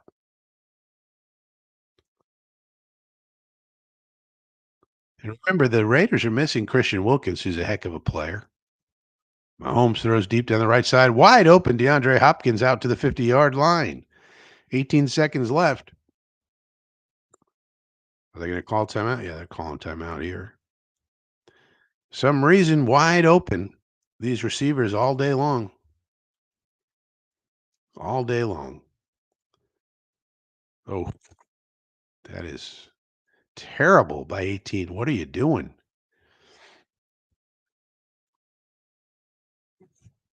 That is just that is that is very bad. Very, very bad, 18. Very, very bad. He didn't even really fake. He didn't really even fake going outside. But now they're at the 50-yard line, so they really only need about 15 more yards or so to get a field goal off. They got no timeouts now. Mahomes back to pass, throws over the middle, complete to Gray, it looks like.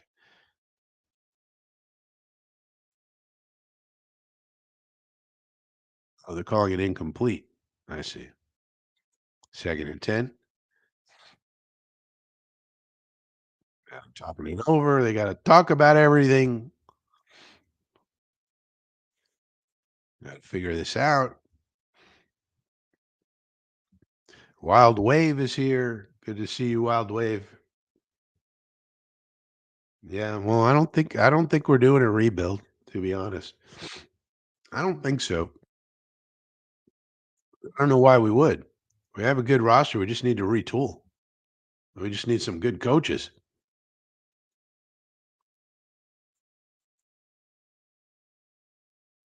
We can get the goddamn right coaching staff in here.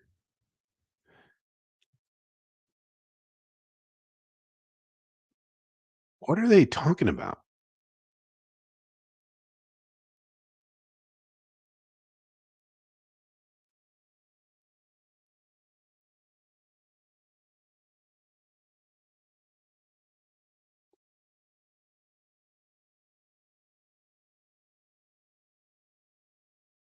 Seems like the refs are screwing up this game again.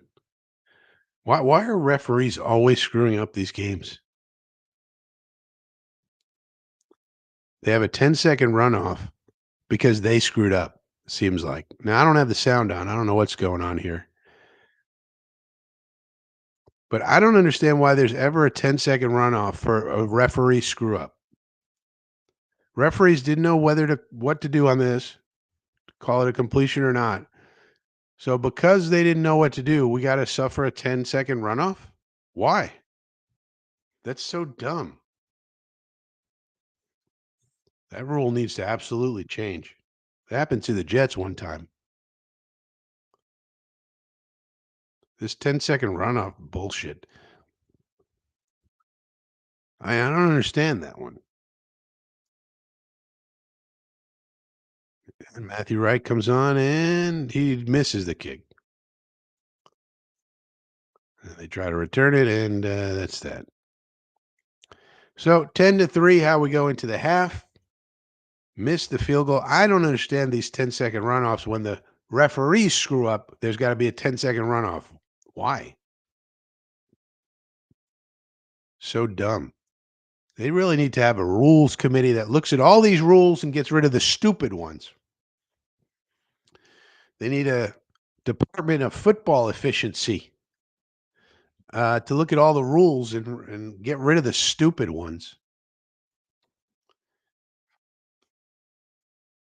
We need less stupidity on the football field in general. Roger says everyone keeps saying rebuild. Well, who's everyone, Roger? Some people want to rebuild.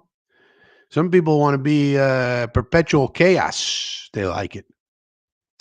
That's what we've been doing. Yeah, that's the way I see it. There's no reason we need to retool, not rebuild. Just need some key pieces. Need to understand what we're running on the defense. I would restructure the defense. I don't think this solid 4-3 wide nine, mostly nickel type of defense is what's going to work in a modern sense, unless just because you need to. I think you need to run more disguise, for example, and you know, I think we've been running things that are too simple to figure out.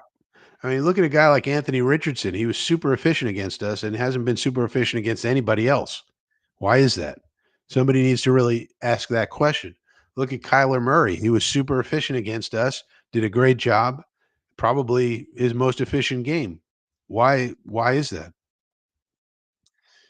And on and on. It just seems like we don't present enough disguise, confusion, things to confuse a quarterback as other teams. And I'd like to change that. I don't want simple. And if we have players who can't handle, you know, what they're asked to do, if it's a little bit complex, then those players need to get out of here.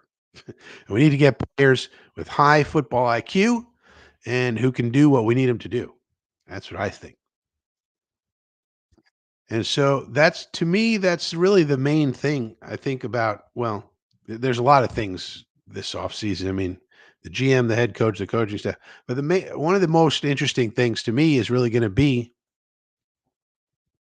um, what type of defense are we really going to run? And if we just come back and we're going to run a 4-3 and do the same thing, it's going to be annoying as hell to me. I'll tell you that much. All right, so it's halftime. I'm going to take a little break. I'm going to get some more water. I'll be right back. Oh, maybe I'll leave you with some music. Do I have music? Music. Do I want to play this music? How about some lounge music? Tell me if you guys can hear this.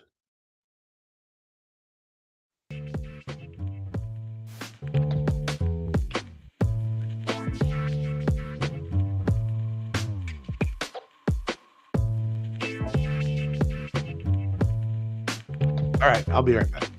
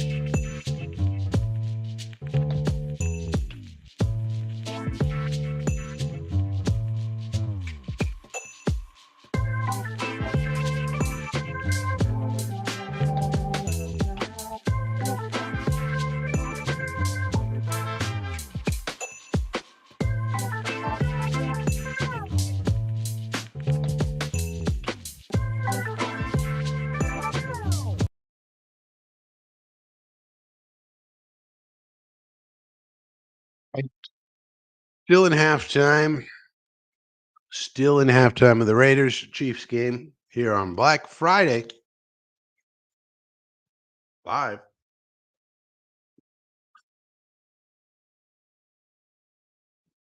some waters. We got some wild waves. We got some waters. Wild Wave says, when I mean rebuild, I'm talking about a soft rebuild. Well, that's like a retooling. That's what I'm talking about. I'm moving on from Aaron and the rest of the expiring contracts. I'm only re-signing Moses, Eccles, and Sherwood, moving on from Adams and Lazard.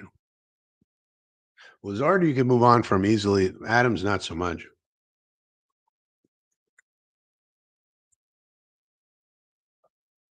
I don't know. We'll have to see what the new general manager wants to do and who he wants to keep, who he doesn't want to keep. It's going to be an interesting offseason, that is for sure, as we retool this team.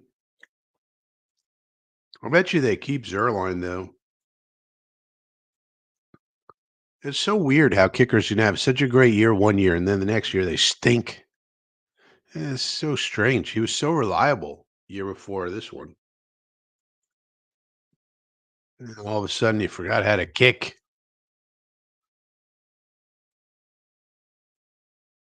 Maybe he was devastated at the end of that Broncos game. He made a bunch of field goals, obviously, in the Broncos game, and then missed that last one. What a weird game that was.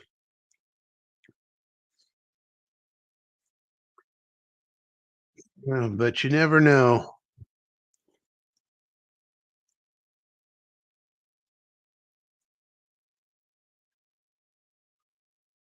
I don't know. I have a feeling that the new regime is going to look at Rodgers and say, "Well, that's a good bridge. We want Rodgers to be the bridge." And if it turns out by some miracle he's actually good, or the old Aaron Rodgers comes back somehow, we have a chance to compete. And then all the while, I mean, because one of the things this new regime is going to have to do is say, okay, how are you going to develop quarterbacks? Because we got Jordan Travis. Okay, next year, hopefully his leg will, heal already. You know, what are you going to do about Jordan Travis? That's something they're going to have to talk about. And do you want to draft a quarterback or not this year? And if not this year, what about next year? Okay. And then how are you whenever you do draft one, how are you going to develop them? We haven't been able to do that, obviously. So what are you going to do different than what we've been doing all these years, whether it be Sanchez or Darnold or it's Gino or Zach Wilson or whoever? We haven't been able to develop anybody since freaking Pennington. By the way, Chad Pennington should be on the Legends Council. We get Chad Pennington in here some kind of way. Chad Pennington is such an underrated Jet, and people never talk about him. He's so smart. He was solid. Was he amazing? No, but didn't make a lot of mistakes. Okay, able to get the job done. Nobody ever talks about Chad Pennington like he didn't exist. We developed him. Okay, who was the quarterback coach then? Let's get him back. Who was that? If we can't find him, how about Chad comes on to be the quarterback coach? Could do a lot worse than Chad Pennington as quarterback coach. But anyway, we need people who are going to know how to develop quarterbacks to at least be functional as needed. You may want to develop them just because you need them to be a backup and you need a cheap backup. You don't want to spend money on the free agency market for a backup quarterback. Well, that means you got to develop one who can do the job if needed. You know, what's the plan for that? Same thing with the offensive line. How are you going to cross train people? You can only have 8 or 9 active on game day. You need to cross train them. Tackle's got to play guard. Guard's got to play tackle. Guard's got to play center. Center's got to play guard, et cetera, et cetera. What's the cross training uh, plan for that? You're only going to have a limited amount of time. How are you going to be able to do all of the things you need to do to get those people up to snuff in the limited amount of time that we have to give you based on the CBA? These are the type of questions we need to ask the offensive line coach. The head coach is going to be asking whoever we're interviewing for offensive line coach, for example. But these are the things we're going to need to get straightened out. I think I think if the Johnsons really have to do, I think the Johnsons have to have some sort of semblance of common sense to be able to say, we have not been paying top dollar for these coaches. Coaching makes a difference. You know, you can have as many coaches as you want. You can pay them whatever you want. There's no salary cap for coaches. The game's getting started here. The Raiders take it down to about the 26-yard line. Seems like this new dynamic kickoff is pretty bad so far. Very few exciting plays. Teams very rarely get it outside the 30-yard line.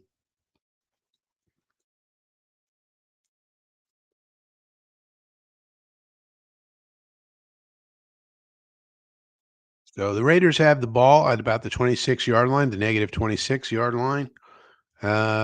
O'Connell back out. They've been able to run the ball okay, but passing has been a problem for Mr. O'Connell. This game come out with tight splits, 2-by-2 formation, 11 personnel, play action fake, looks, goes down the middle, no good. He has had somewhat of a good connection with Jacoby Myers in this game. Tried to find him there, underthrew it. No bueno.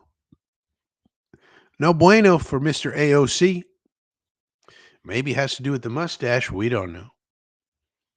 Maybe it has to do with the mustache. We don't know.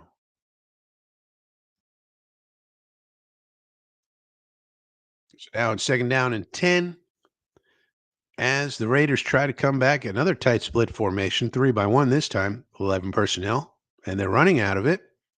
And nice, decent hole, and he's able to go for 11, 12 yards. Nice run. Nice run. First down, Raiders. Keep gouging them.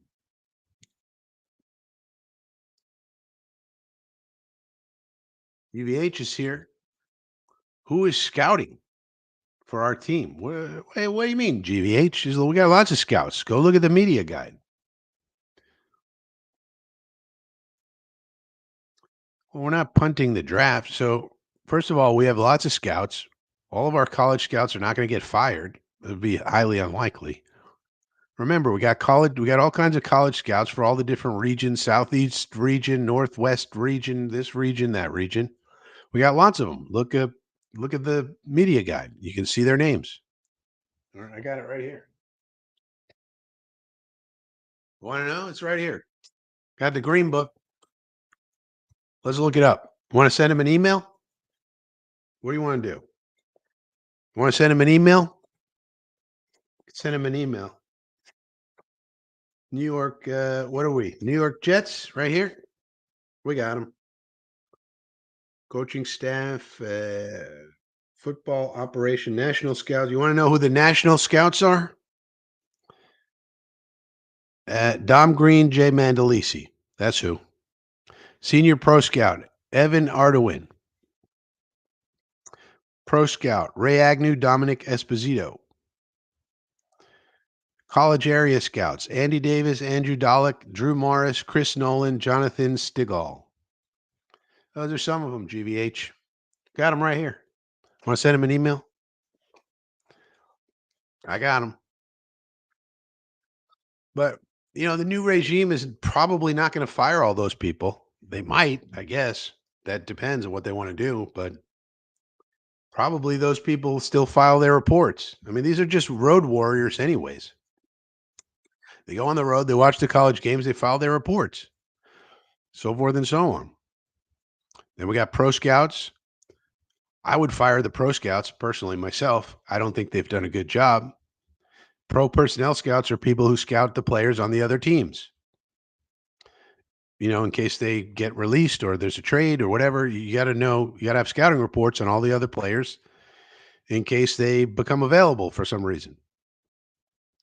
I don't think that we did a good enough. I don't think our people have done a good enough job for that. I would replace those people, but probably the new GM probably won't. So all the people filing the reports are going to continue to file the reports, and then the head people are the ones who, oh my God, make decisions. Another bad pass by O'Connell into double coverage. No bueno, Mr. O'Connell. Throw it to the open person, please, number 12. Please. Not the people who are covered. Throw it to the open people. Trying to force it to Jacoby Myers. Excellent coverage by Justin Reed and also a cornerback on that. Nice drive by number 2 as well. So that's just good coverage by the Chiefs. Nice job by the defensive backs.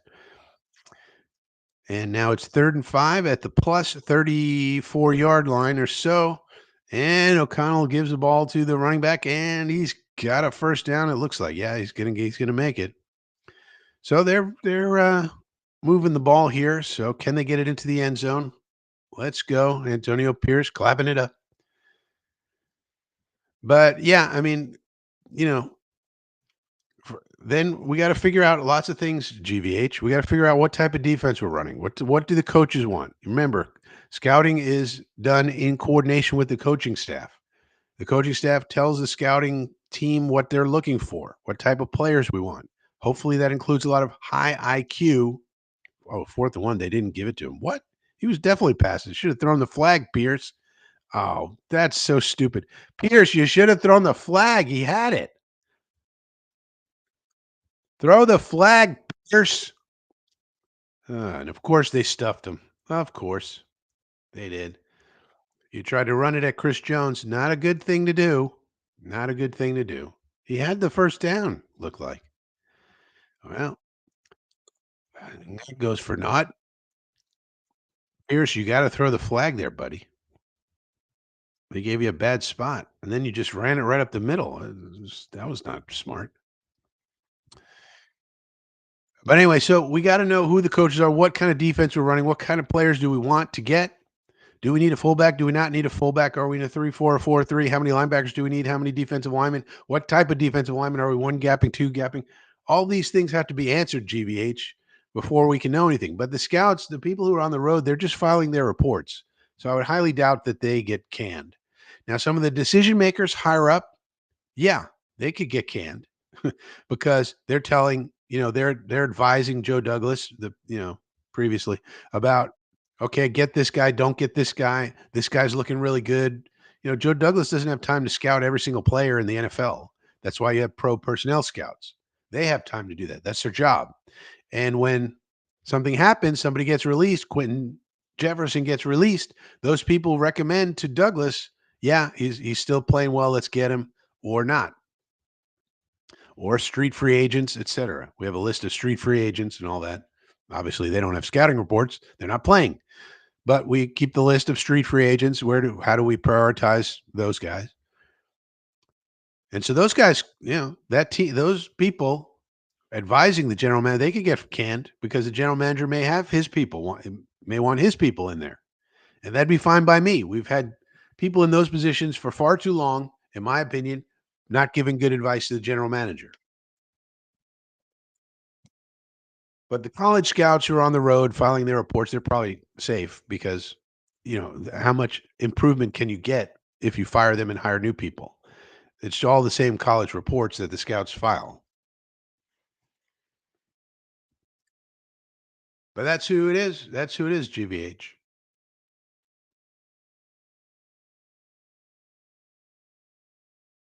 Yeah, got it. Right. Something going on with my camera. Gotta love when something goes on with your camera. Blurry Frankie. Blurry Frankie coming at you from Florida. I don't know how to fix that. See if there's any settings. Video.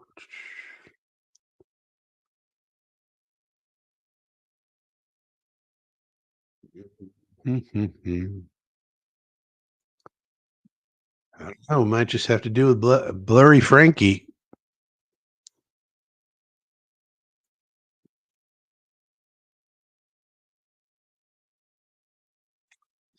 Well, anyway, Mahomes now back to pass and dumps it down. Oh, that was dangerous pass. Incomplete. Man, this is annoying.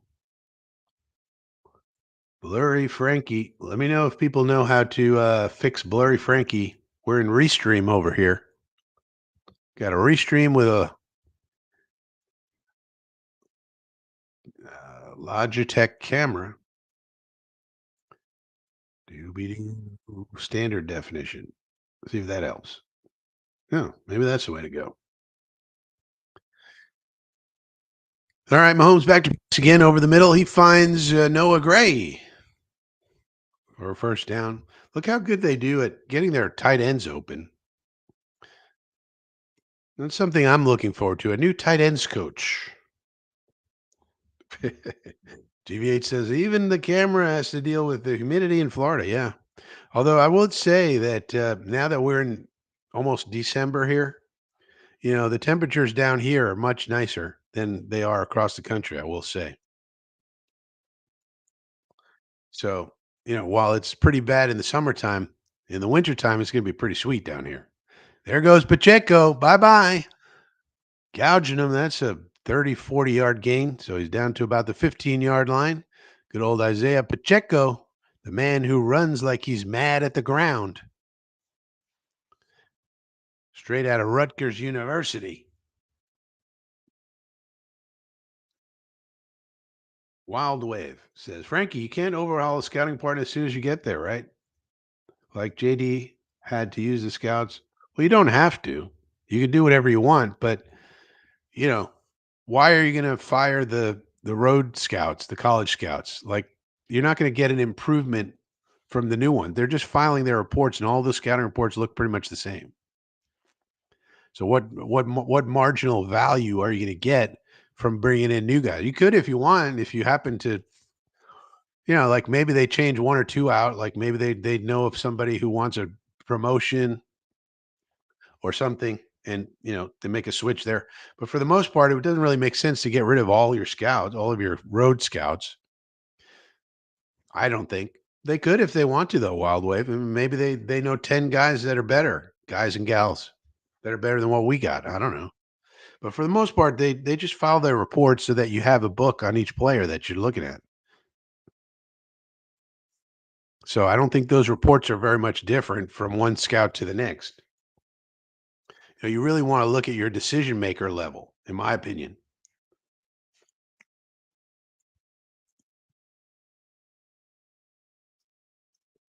So there's a big sack. Mahomes lost the ball. He picked it up. He was running around. One thing that really could derail the Chiefs this season is these tackles. They are not good. Jawan Taylor is kind of like okay to average to below average.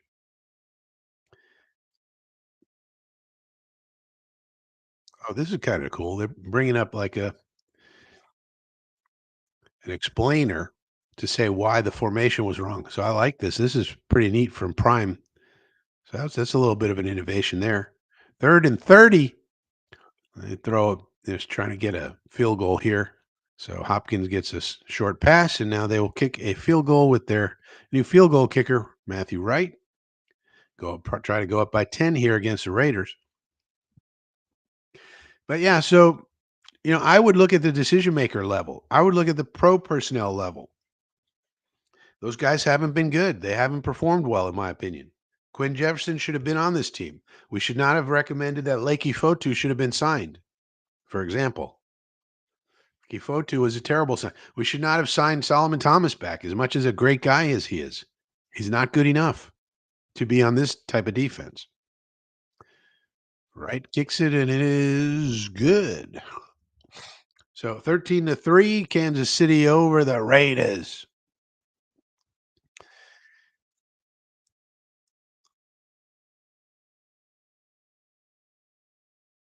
But yeah, so we'll see what the new regime proposes.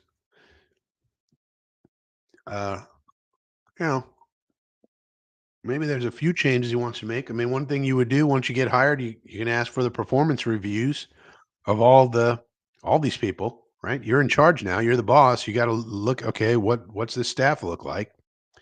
Anybody not performing? Look at their past performance. They are employees, right? So you got to think about it in the employee context a little bit. Let's look at these employees. Are anybody not performing? Anybody getting bad performance revals? Okay, do we know? Do we have? Do we want to replace them? Yes, no.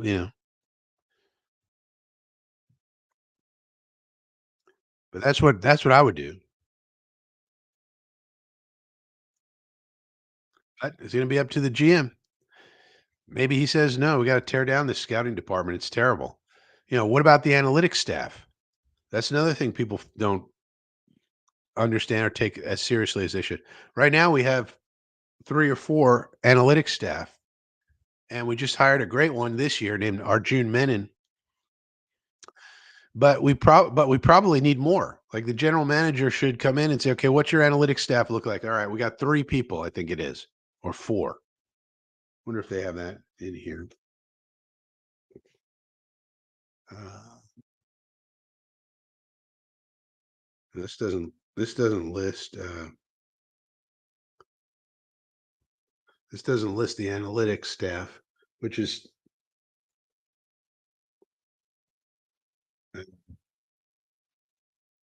an oversight. But we got three or four. Should we have five or 10, or five or eight or seven? How many? That's something a general manager is going to have to come in with a plan for. This is the number we need. This is the reason we need them. These are the type of projects they're going to work on. This is the type of thing I want to see. Anytime anyone wants any data for anything, I want it instantly. That's the way I would look at it. Any kind of regression analysis, we need to do that immediately. Any type of Monte Carlo simulation needs to be done immediately for any coach. Any coach wants data on anything. The defensive line coach wants data on something. We got it. We produce it immediately. Can't be a delay. Got to be fast. So that's why we need people. We got four. That's not enough. We need eight. We need to double that staff. And you need to pay for it, Woody. And he better be willing to pay for it. And the reason I would say that is because speed is of the essence here. Anytime our coaches need anything, they get it immediately. There's no delay. Same thing with the video staff. The assistants who do the cut-ups, those cut-ups need to be done immediately.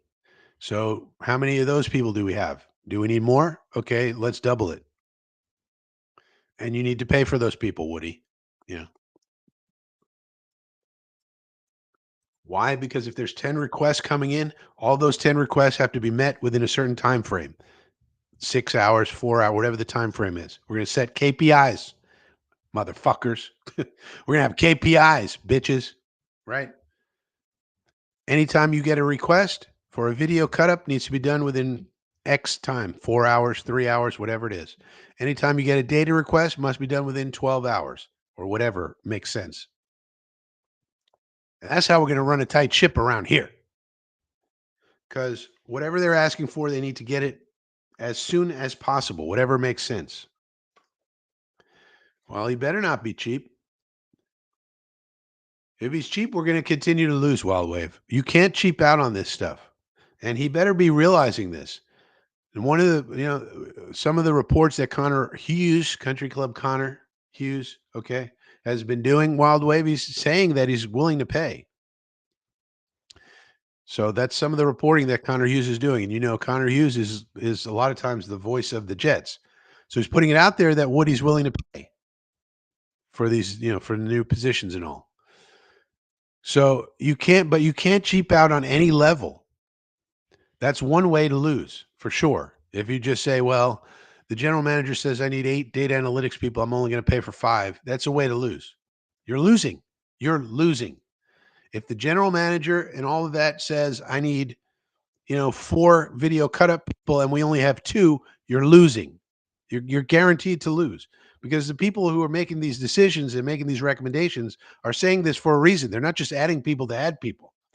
And you can explain it to Woody. We need these people because of this reason. We're going to have these KPIs and they're going to hit their KPIs. The only way you can hit your KPIs with the amount of requests that are going to come in is if you have enough people to do it. That's why we need these people. And if Woody's not willing to spend, then we're just going to continue to lose. It's a rapidly changing world. And we need to take advantage of all of the modern capabilities. Video you can get like this. Video can come super quick. Data, you can run data. Man, I was looking, not to get too off track, but I was looking at something that Excel can do now. Man, You can do so much with simple spreadsheets that you couldn't do before so quickly. It's amazing, but you need people to run to run these things and get it and put it in a format, that the coaches can then use or whoever's requesting the information. So we can't cheap out Wall Wave. No. Woody, if you're listening to me, don't be a cheapskate when it comes to the low level stuff, data analytics, video cut ups, all that stuff. Dietitians, training staff, strength and conditioning, whatever we need, you better be able to pay for it. They said he listens to the fans. I'm a fan. I'm telling you, whatever your professional people tell you we need, that's what we need, and you pay for it. Ooh, this game's getting ugly. I don't think the Raiders. I mean, the Raiders are not looking good here. The Raiders are not looking like a professional football team.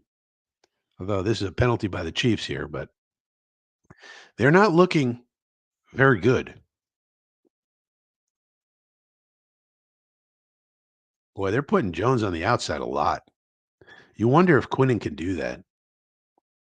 He would have to work on it in the offseason, but I mean, can Quinnen do that? Be such an advantage to be able to move him around like Miles Garrett and Chris Jones, but I don't think Quinnen can really. I don't think he can do it. Tried it a couple times this year, didn't do good with it. O'Connell in the shotgun. Oh, now there's a catch by Brock Bowers. How about that for the Bauer boys? One-handed, and he got the flag probably. This is a nice catch by Mr. Bowers. How about this for the Bauer boys? A little one-handed action. Nicely done. Ooh, maybe they're not going to call it on him, are they? It's kind of, yeah, that's not a penalty.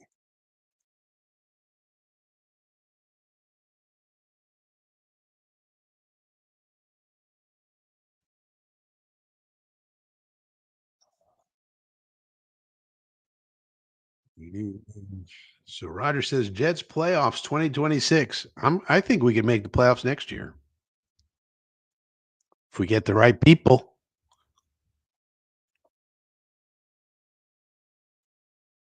Wild Wave says he cuts corners. Well, he better not cut corners, Wild Wave. No cutting. You cut corners, you lose. That's the way it is. There's no cutting corners here. As we've been talking about, if he's short on cash, he can always sell a part of the team, 5%, 10%. We've been talking about this. If he needs liquidity, very simple.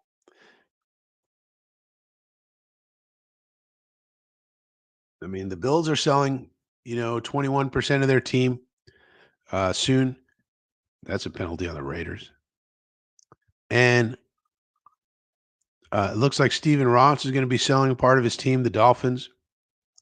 So everybody in our neighborhood, in our division, seems to be selling off, percentages of the team in order for the owner to get liquidity. Then what the owner does with that liquidity is a whole other story. But if it's a matter of liquidity, that's an option right there. Easy. Doesn't even have to take money out of his stupid hedge fund, which is called the Johnson Company, by the way. Real creative, Woody. Uh-oh. These Raiders. Between the O-line and the quarterback, you see they have big, big problems. The quarterback can't find a receiver, then the O-line can't hold up, and then it's problems left, right, and center.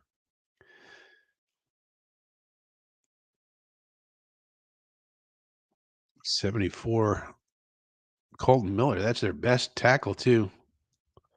No bueno, but O'Connell has to get rid of the ball. Throw it, throw it, throw it. He didn't throw it. Ball has to come out, as Greg Van Roten taught us.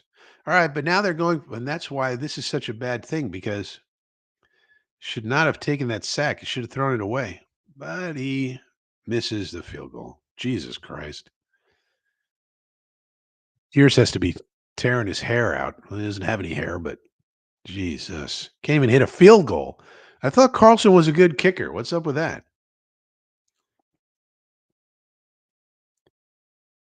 Wild Wave says, I just hope pretty Ricky Spielman is telling him you got to step off. Well, he's not going to tell him that.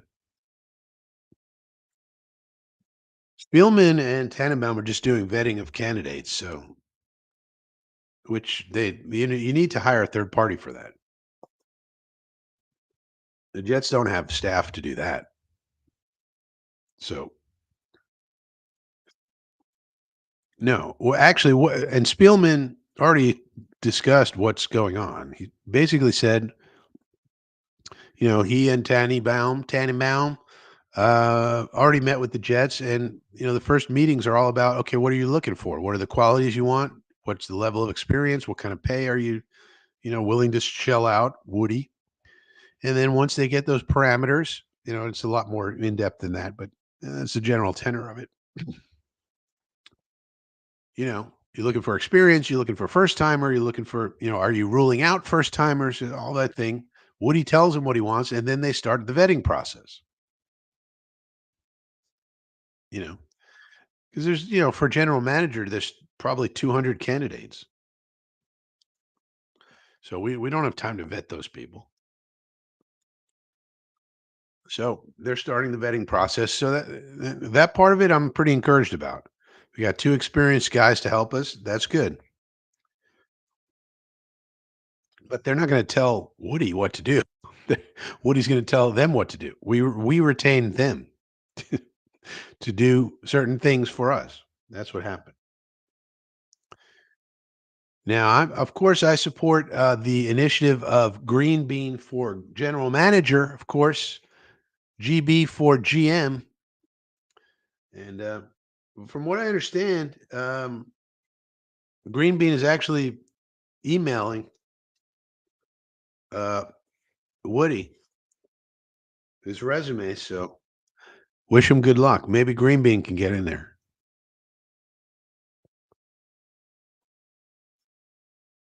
You never know. Maybe Frankie can get in there. Green Bean gets in there and he hires old Frankie, and then we hire Jeremy to do our PR. We'll hire some of the smartest people we know. See what happens. You never know. All right, now Mahomes and the chefs have the ball, and that's an incomplete pass. That didn't look too good. But there's 4:25 left in the third quarter. Chiefs are up by 10. Raiders have not looked competent on offense. They have at times, but for the most part, looked pretty incompetent. And I think after the season, it could be axe time for old Antonio Pierce. But they might stick with him and say, you know what? We need to give him a chance. We need to, you know. Oh, there's an unusual drop by Travis Kelsey. Probably thinking about Taylor Swift too much. El Dropacito. Third down and 10.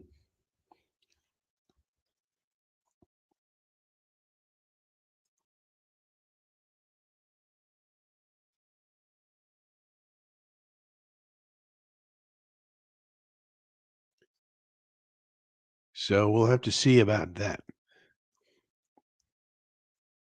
Can the Raiders get any pass rush from Mr. Crosby or otherwise? Nope. Down the sideline. Oh, D Hop. Boy, oh boy, what a pickup D Hop was for this team. Not even a particularly good pass. He was covered, of course. He's always covered. But he makes a play anyway because he's D Hop, and this is what he does. This is actually good coverage by 25. He's right there, but can't get his arms up in time. And D Hop, of course, with the hands. The man never drops a damn thing. He's got size triple X hands. What a pickup.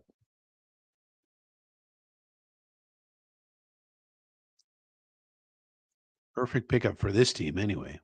There's an incomplete pass.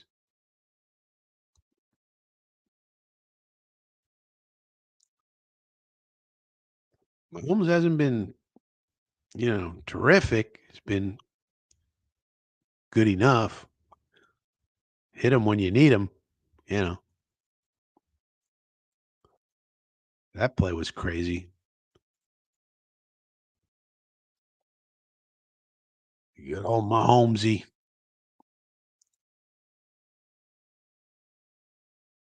Tony Alexio's here. Mahomes back to pass, throws toward the left sideline. Worthy does not catch it. That's incomplete. So fourth down. Green bean for GM. Rex for head coach. Will have the Jets in the playoffs. Well, not Rex. No, no, we don't need Rex. Rex has been figured out. Tony. Remember, his 2 good years were before this current CBA. After that, he's been terrible. And just ask a Buffalo fan about how good his defense was when he was over there. Wasn't very good at all. Oh, that looks like he caught it. The hell? And nobody even touched him down. The hell's going on with this game? He caught that, but it's not going to be enough for the first down, no matter what.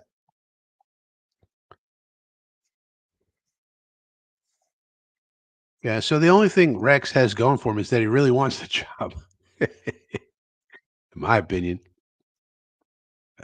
he really, really does want to be. So now it's 3rd and 3. I thought it was fourth down. Guess not.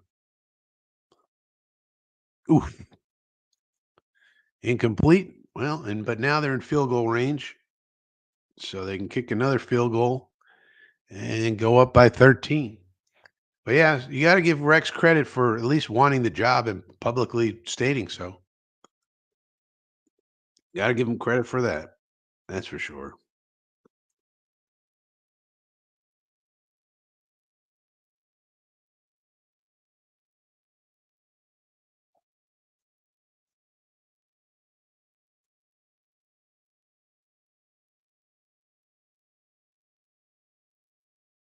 So here's another field goal attempt by Matthew Wright, right down the middle. 16-3. 3:11 left in the third quarter. Not exactly a barn burner. Not exactly a barn burner. I don't think O'Connell's doing himself any favors so far. Tell you that much. Tell you that much.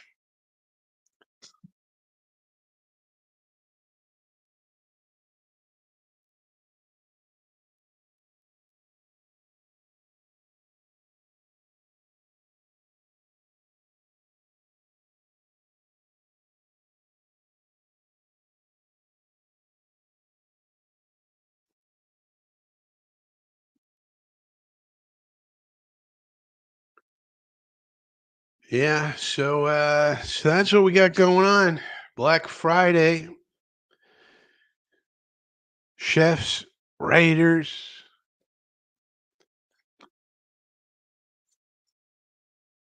One thing about next year, we probably won't have many primetime games, if any at all. Probably go back to our 1 o'clock ways, which is my preference anyway. Yeah, let's have 17 1 o'clock games. Fine by me. We don't do well in primetime usually anyway, except on Thursdays we've done well this year. But other than that, no bueno. So probably not getting too many primetime games next year. That's for sure.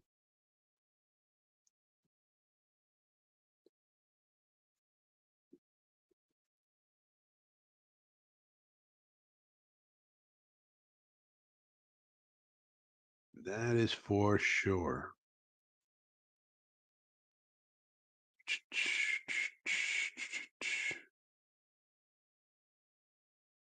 Do Tony Alexio.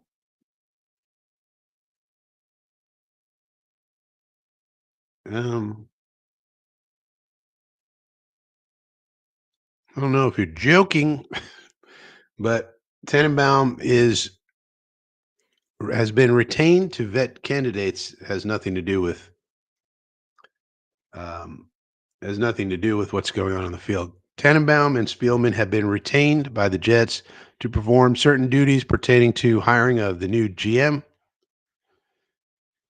And those duties are mostly to vet the candidates based on criteria set by Woody. That's it. That's the only thing those 2 are doing. And it's really a smart professional services offering that they're doing at the 33rd team. I think they can make a lot of money every year, 7 to 10 or so.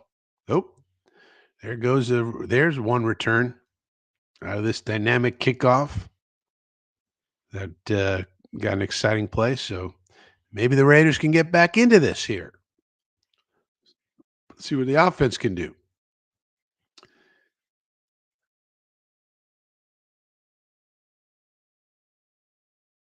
So yeah, so that's what those 2 are doing. They have a very specific task having to do with the hiring of the new personnel, and that's it. That's all they're doing. And I think, the 33rd team should just hire more of these former GMs and then, come up with these little teams, and all the regular teams, could hire them to do the same vetting because it's a lot of work to vet 200 candidates or however many you have. So that's really what they're doing. They're doing that volume work so that they can narrow it down to a manageable number, 10, 20, and then the Jets will interview them. And that's it. Big Green is here. The grotto. Who were those podcasters walking about you channel? I don't know, Big Green. I don't know what you're talking about. If you're talking about the ghetto, I have a theory about the ghetto, of course, but the NFL as a city, and then you got teams in the ghetto, the middle class neighborhood, and then the gated community. Chiefs would be in the gated community, Raiders would be in the ghetto with us. And it's hard to get out of the ghetto, just like in life. O'Connell running now, running for his life. There's a flag, probably holding the ghetto. Yeah. When we're in the ghetto, it's hard to get out of the ghetto. The Giants are in the ghetto with us. The Raiders are in there with us. The Panthers, they're in the ghetto. And you got some teams in the middle class neighborhood. And then, you got some teams in the gated community of the city. Chiefs, they're in the gated community. Yeah, they're going to call that holding. Colton Miller not really having a good game. So now 2nd and 17. So you see these tackles, even Miller, who's a good tackle for the Raiders, having problems. And it's not just the Jets that have problems at tackle. It's a tough position to get right, tough position to play. God's sakes. Connell floats one up for Bowers, who makes the catch, and he's in the end zone. That's a touchdown. All right, all the Bauer boys, go crazy. Go crazy. Brock Bowers has a touchdown. Nicely done. That was a floater. Can the Raiders get back into this one? Let's watch this route. Bowers just kind of like powers his way. Nicely done.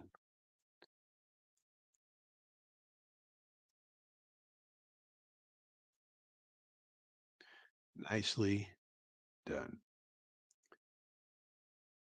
Jets Ghetto, you posted 2 podcaster on your page. Hmm. I don't know, Big Green. You'll have to send me a message more uh, with a link or something. I'm not sure. Maybe I was talking about the Bootleg Football Podcast.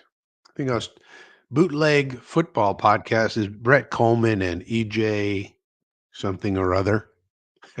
But you can find it Bootleg Football. That's a big podcast. Everybody knows that. Those are smart guys. So if we're talking about Brett Coleman and EJ something or other, and they do a podcast called the Bootleg. I think it's Bootleg Football Podcast, or just find Brett Coleman. Those are smart guys. They're always fun to listen to.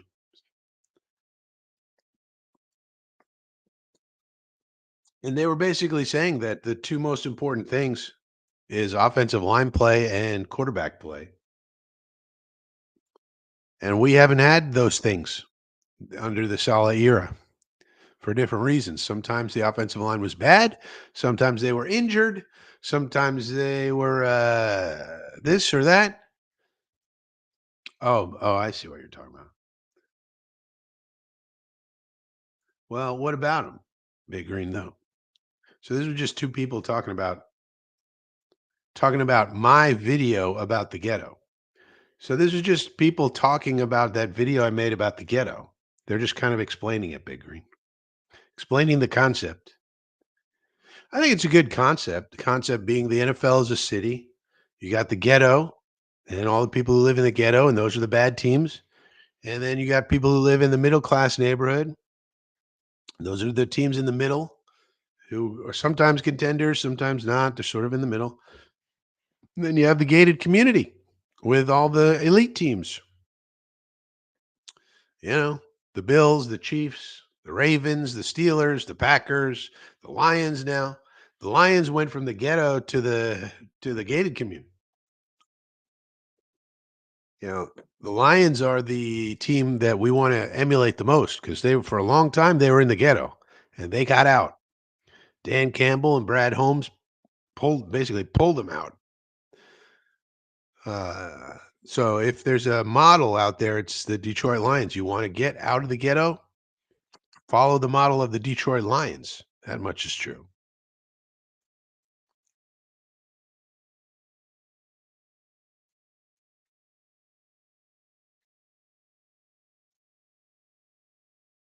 So we'll see about that. So the Raiders are kicking off to the Chefs and coming out to the 30. A minute 40 left in the third quarter, 16-10. We'll see if the Raiders can put up a fight here over the next quarter and a little bit here. Somebody fell on Patrick Mahomes' hand, left hand. So that's not good.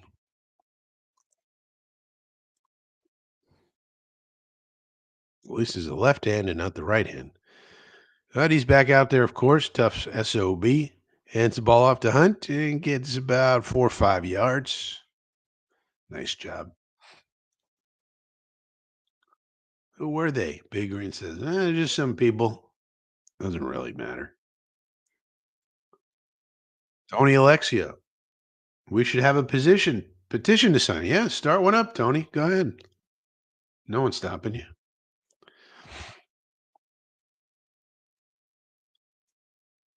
Patrick Mahomes, 2nd and 6. Clock ticking away. Goes back to pass. And, here comes a pass rush. And he drops it off to the running back Hunt, but he actually loses a couple of yards. So now it's going to be third down. Clock continues to run. 3rd and 8 or 10 or so. Can we get another stop?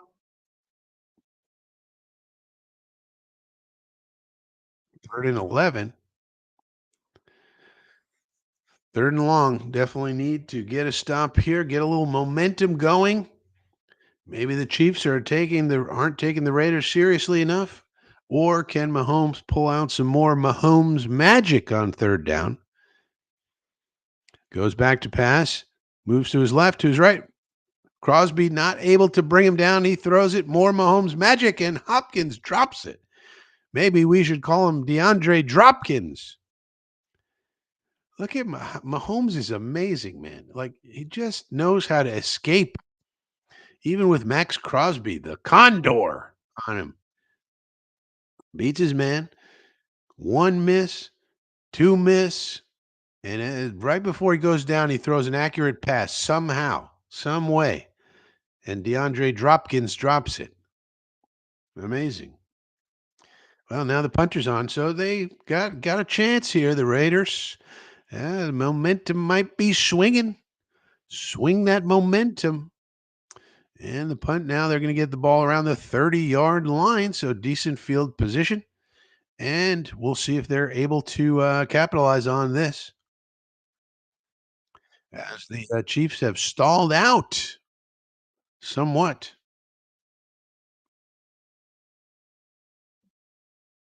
Must be upset he didn't get the The sack. Well, Big Green, I don't use the burbs. I say it's the ghetto, the middle class neighborhood, and the gated community. We keep it. We don't go to the suburbs, the exurbs, the rural area. We don't go there. We just keep it in one city, and that's what we do. That's what we do. JoJo says, just throw the ball to Kelsey. Yeah. Why throw it to anybody else? Don't take a chance. Here's a nice run by the Raiders. So let's see if the Raiders can continue this momentum, moving the ball pretty well against the Chiefs defense, although they only have 10 points. As we go to the fourth quarter, yeah, you wonder why they ever don't throw it to Kelsey, right? He's always open. He always catches it. Now, to be fair to DeAndre Hopkins, he doesn't drop many. That's unusual, extremely unusual, I would say. Of course, every receiver has drops, but season, he has great hands. That's what he's known for. So we're going to the fourth quarter. The Raiders still have a shot. Let's see if they can pull it out, or will it be yet another close victory? For the Chiefs, it seems like every time they have a victory, it's a very close one. They don't tend to blow people out very much. So we'll have to see about that.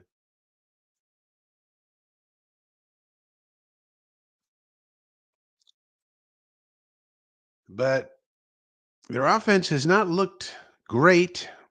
Defense has come up big here in the second half. They were able to contain the Chiefs in terms of keeping them to field goals, which has really kept them in the game, I would say.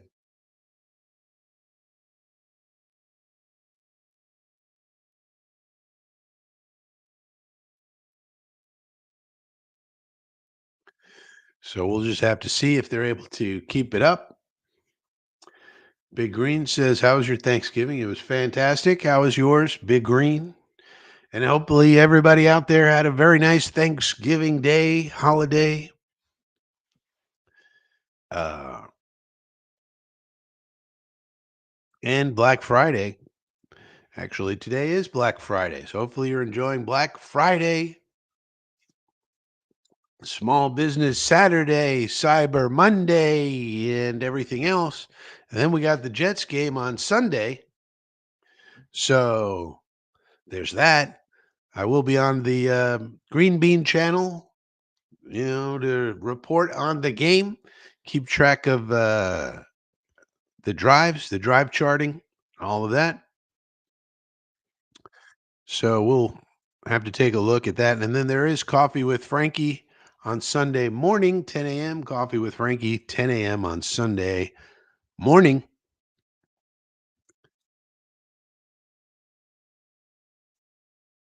Game coming back on now.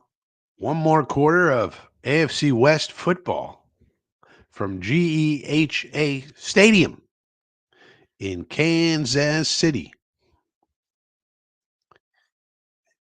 And Raiders with the ball on the negative 42-yard line. O'Connell back to pass. Pass rush coming at him. Goes deep down the left sideline. He's got a receiver. It's Trey Taylor. He's got the ball and he's in for a touchdown.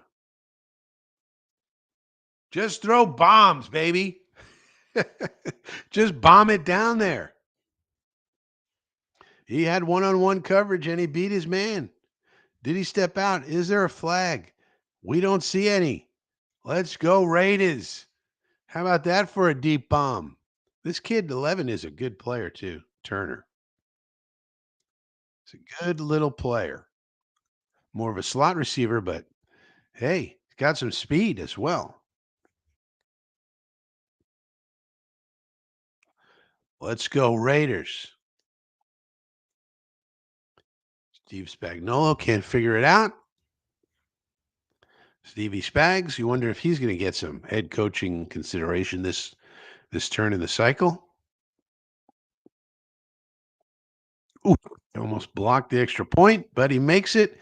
Raiders 17, Chefs 16. We'll see what the chefs can cook up on offense now. Tucker in motion. O'Connell just saw the single high safety and said, I can beat that. Sure did. Sure did. This is why teams are going to split safety so much. Now, the defender did fall down, but nonetheless, he saw the single high safety and said, we can beat that. Yeah, no problem. And they sure did.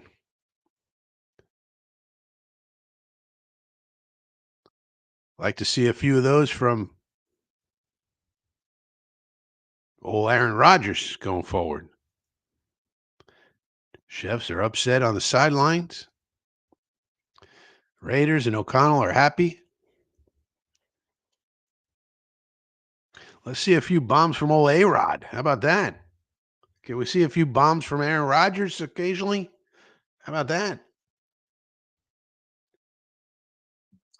Yeah, Mike Greenberg. So JoJo says, what about Mike Greenberg? He's an up and comer for sure. Now he's more on the cap side.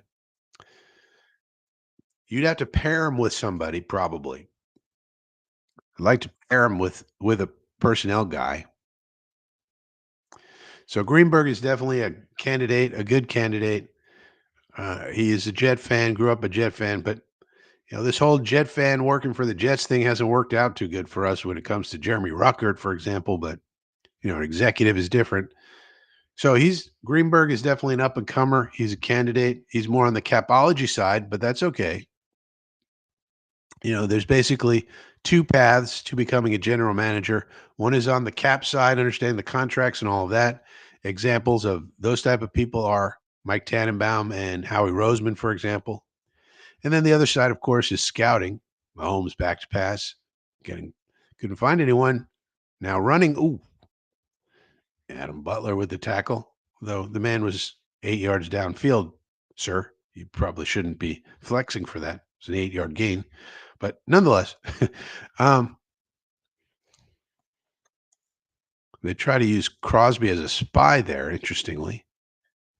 Very interesting.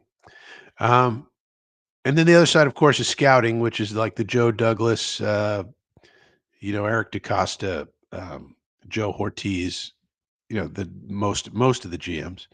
But if you have a guy like Greenberg, then you need to pair him up with a good scouting side as well in some form or fashion. So you have to figure out the structure of your org. Are you going to replace your director? Are you gonna put a director of personnel or something like that underneath Greenberg and let him be the right hand, like a Will McClay in Dallas? In Dallas, Jerry Jones is the GM, but the real de facto GM is Will McClay, and he's basically the senior scout, whatever you want to call him. So if you had Greenberg, then you gotta come up with a plan for how to pair him up with a good um, senior scouting guy. So, for example, we could keep Phil Savage and let Phil Savage be Greenberg's right hand, and that could work. For example, so Greenberg is definitely a up and coming, very good candidate. Um, we should definitely interview him, in my opinion. We should also interview John Spytek of that same organization. He's sort of like Greenberg's equal, except on the scouting side. Spytek, his name is. Incomplete pass. So yeah, he's definitely one of many candidates. There's many, many candidates, Jojo. There's many, many candidates. And that's why we needed Tannenbaum and Spielman. They got to vet all those people. Basically, every capologist, every director of, every assistant GM on every team, every director of pro personnel, every director of college scouting, they're all candidates. There's hundreds of them. So that's why we need the vetting service.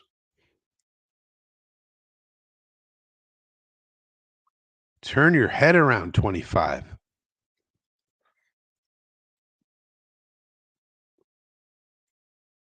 They're gonna call that every single time when you do that. Yeah, Liam Cohen's definitely going to be interviewing for head coaching jobs this cycle for sure with what he's done with Baker.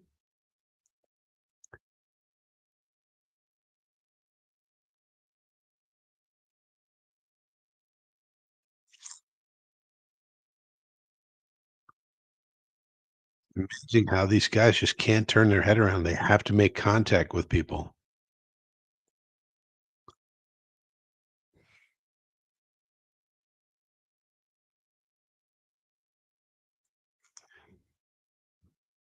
So 12:41 left.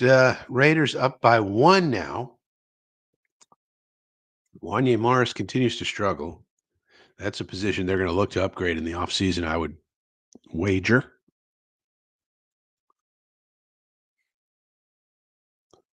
If they don't go far in the playoffs this year, for example, that would be one benefit. They would be up higher in the draft, and then maybe they could get their hands on a young tackle that otherwise they couldn't get. So, but one way or the other, they'll address it. Free agency, etc. Second and 15, and you can see DeAndre Hopkins becoming a favorite target of Mahomes here as the games go on. So pairing up a guy like DeAndre Hopkins with Kelsey and all the other minor receivers they have, that's a pretty good combo. That's a pretty good combo. Mahomes now in the shotgun. We got a 12 personnel formation. Mahomes scrambling, flag down on the play, incomplete pass, but a flag down in the backfield. Usually holding, but we'll have to see. What is going on with this camera? Oh, blurry Frankie's back. Doobie doo video.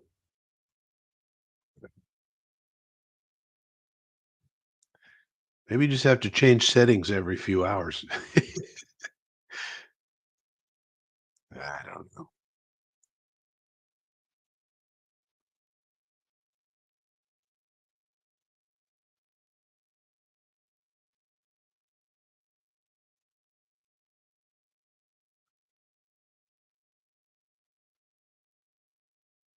Mahomes down the shotgun, second and 20. Back to pass over the middle. He's got Hopkins again. So you can see DeAndre Hopkins really becoming a favorite target of Patrick Mahomes.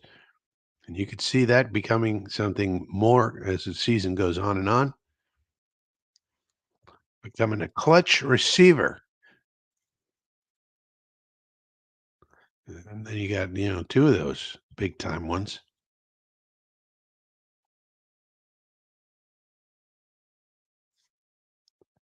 Hopkins has 4 catches for 90 yards.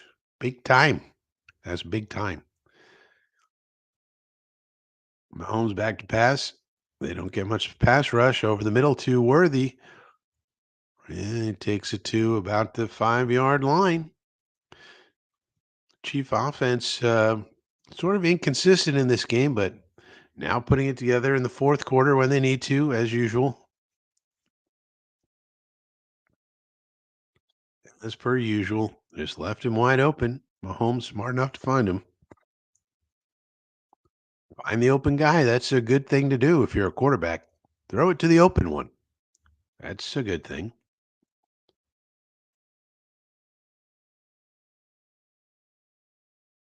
And Worthy in the backfield. Shovel pass to Gray. That didn't work.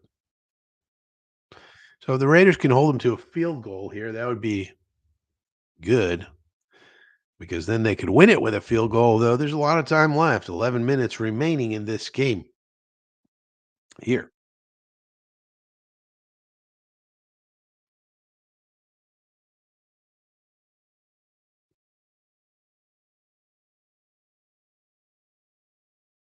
Holmes now in a shotgun. He's got a loaded backfield, 3 players in the backfield.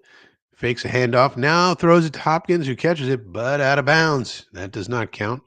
One-handed catch by old big hands Hopkins. Third and goal now. Can they get the stop? Can they get the field goal attempt?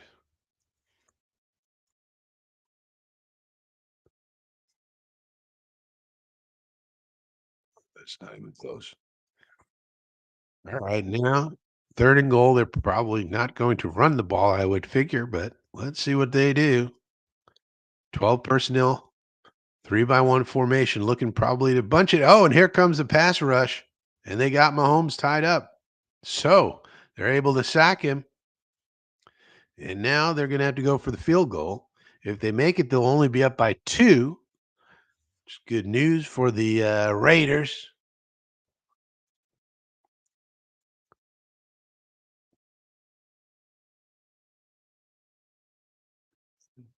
They really need to upgrade Wanye Morris.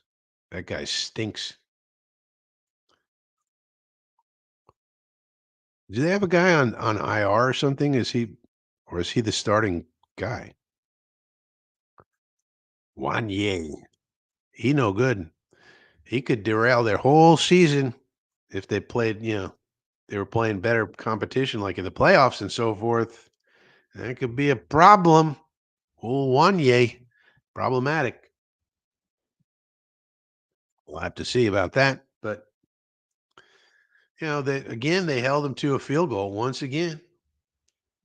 As we go down to the final, about 10 minutes left in the game. And I'll be right back.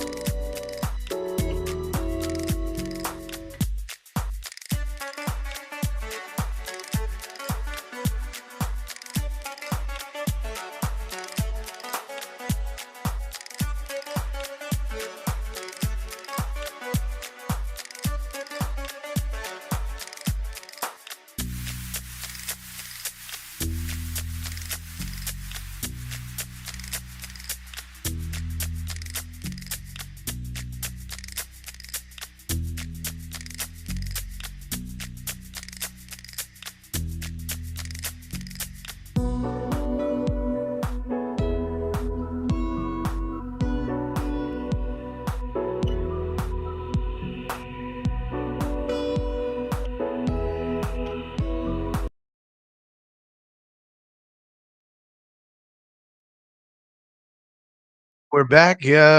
Chiefs kicking off.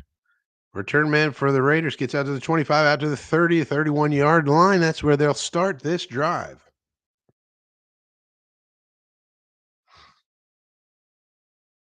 Flag on the play. Of course, there's got to be a flag. What would it be without flags? Everyone wants more penalties, of course. There's something the game of football is missing. It's more penalties. All right, more penalties over here.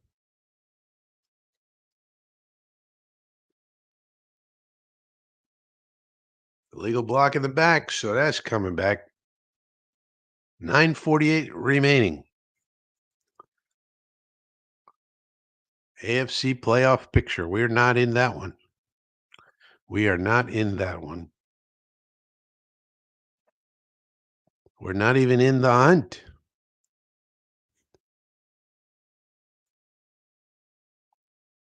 Even in the hunt. Can you believe it? Right, so let's see what O'Connell can do here. Now he's starting at his 13-yard line. Starts with a run. Well, 9-yard gain. That's pretty good. Pretty good. Raiders now down by 2. Need a field goal to take the lead. For some reason, Andy Reid is having an intense conversation with Travis Kelsey on the sideline. Wonder if he's injured or what? We don't know. Second down and 1.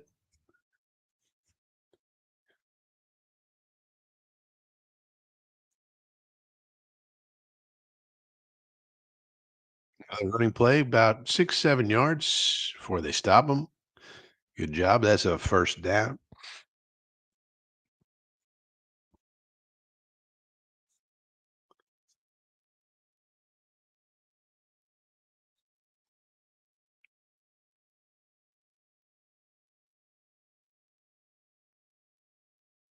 Ravens running, of course, a lot of 12 personnel. And they're having a lot more success than normal with their running game. Powers and Mayer are the tight ends. Play action fake. Now they throw it out to the running back. That did not work very well. Sniffed out by the defense. Second down.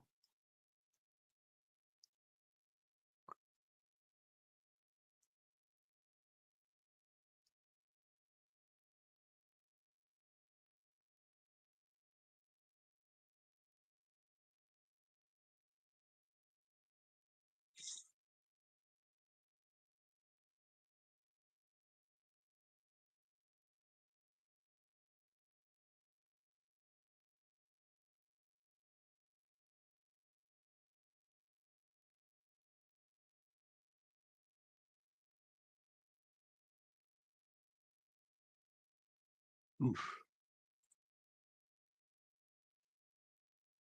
Bowers makes these tough catches, to say that. O'Connell to Bowers, but it's going to be third down as they flush him out of the pocket. Yeah, it looks like it. Ooh, did he have it all the way down? That's the question. Might be incomplete, in fact.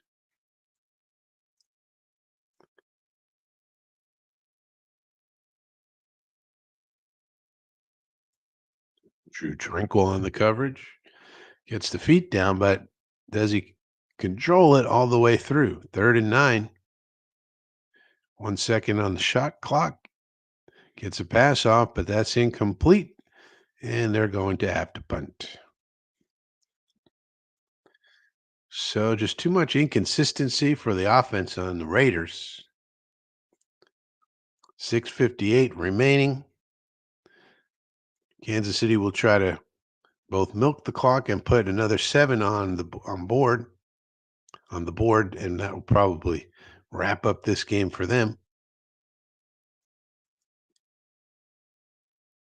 as the Raiders could not sustain the momentum of their offensive production.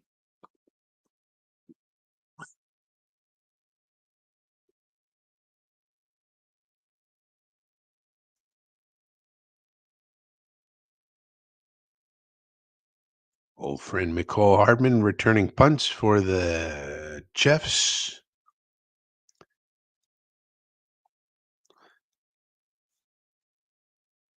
6:46 remaining in the game.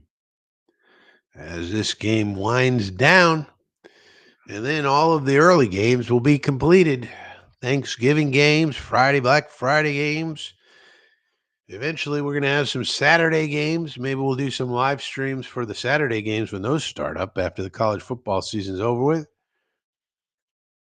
You never know what we might do.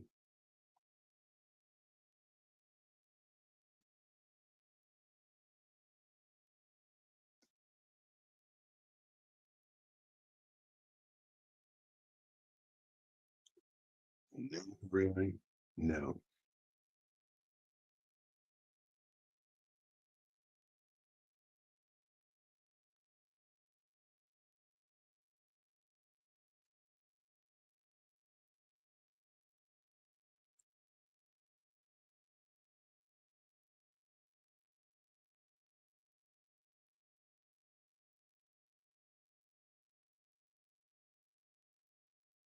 Well, we really could see. I mean, I think what would be interesting is if Aaron Rodgers. What if Aaron Rodgers totally balls out the rest of the year? He just puts up huge numbers. Then what? Then people will be super excited about next year. And any new coach would be like, yeah, I'll take that. I'll take that production for 1 year and then also develop Jordan Travis and also develop a third round quarterback that we take. Well, it's a lot of development, but then you got to tell Woody, look, we need a quarterback coach, we need assistant quarterback coach, we need three offensive assistants, we need this, that, and the other thing. That's what we need because we got to develop all these youngsters, let Aaron Rodgers do what he's going to do, and then you got the youngsters to back him up uh, eventually.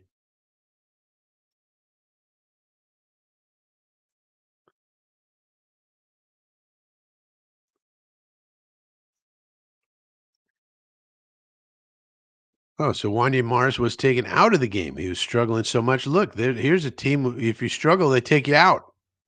Take your ass out. How about that?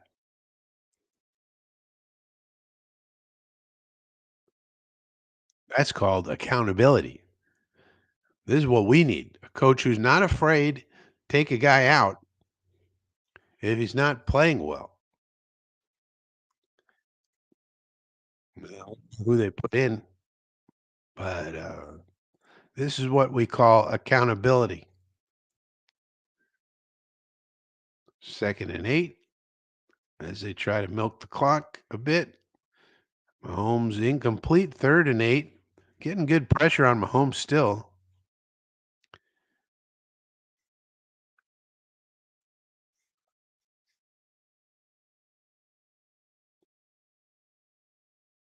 They signed DJ Humphreys. Maybe they're going to get DJ Humphreys involved in this at some point in time. They need a little help.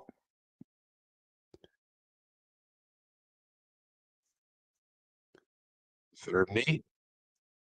If they can get a stop here, they'll be in good shape. Let's see if the Raiders defense can do so. Mahomes looking, goes underneath to the running back. Can the running back get it? No. Looks like P. Ryan. So they're going to have to do the puntadero. All right. So the Raiders got a shot here. Can they hold up? And they move the ball down the field. Chiefs fans looking confused and angry. Never good to look confused and angry at a football game. You want to look joyous and happy. That's another thing. We got to bring back uh, the flight crew. Where's the flight crew at? We need our cheerleaders back as they return the punt to the 33-yard line. So they got pretty good field position here for O'Connell and crew. Let's see what they can do. 5:15 left in the fourth quarter. Plenty of time. Don't need to run your 4-minute offense. Just run the regular old offense. Let's see if they can attack downfield and at least get into field goal position to try and take the lead here. But yeah, we got to have somebody say, what about the flight crew? Why did we get rid of them? I mean, if anybody needs cheering up, it's the Jet fan. So who better to cheer us up than the cheerleaders? They're the leaders of the cheer.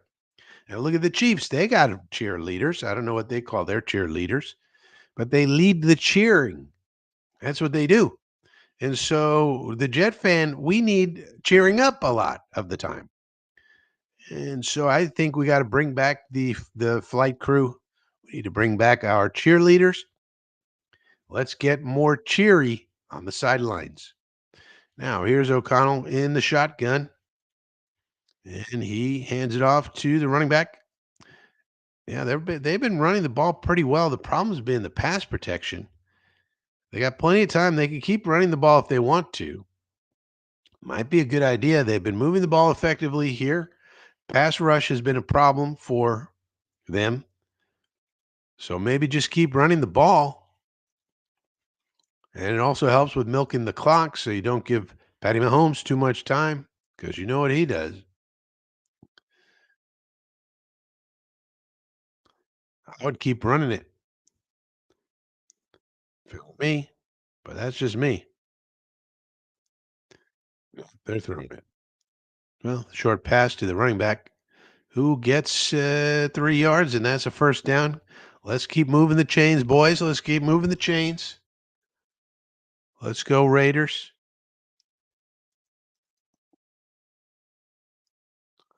O'Connell 16 to 25, 267, two TDs.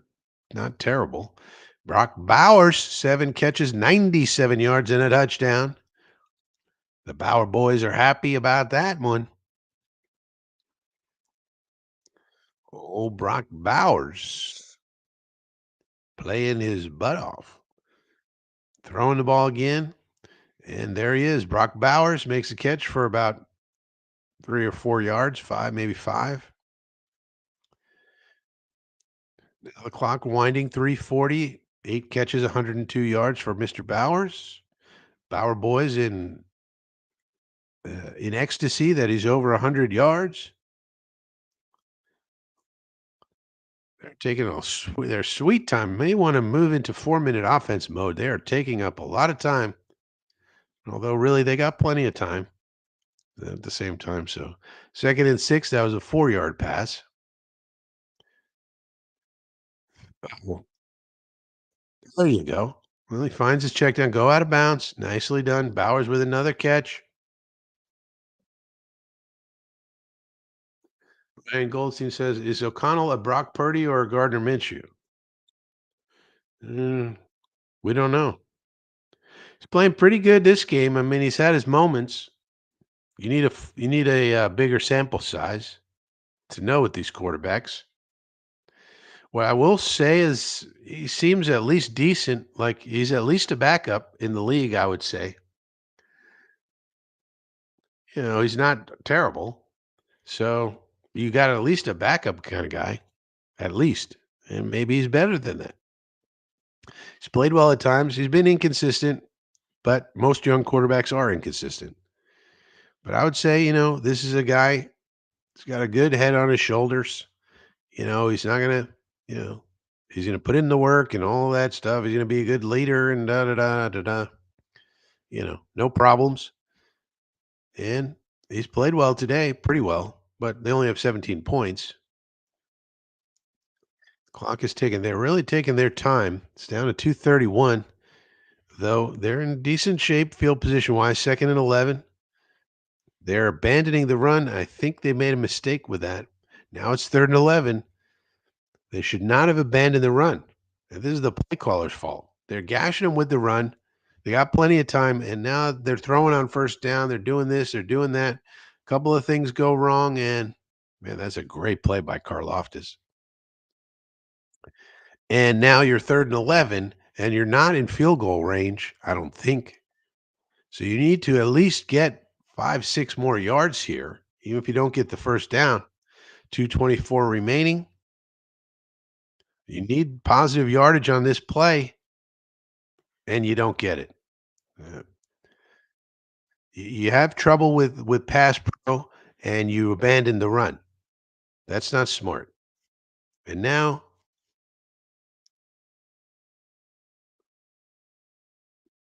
I don't know, we're gonna try a monster field goal.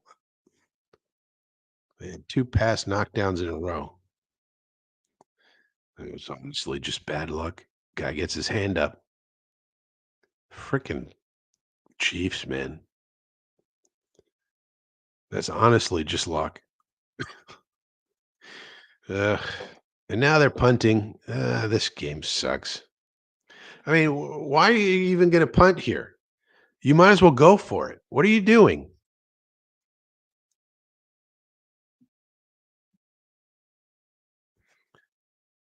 Goldstein says, yeah, I'm saying it's not enough. Look at these quarterbacks. Is Trevor Lawrence good or bad? Is Daniel Jones good or bad? These guys have had seasons and seasons and seasons that people don't even know.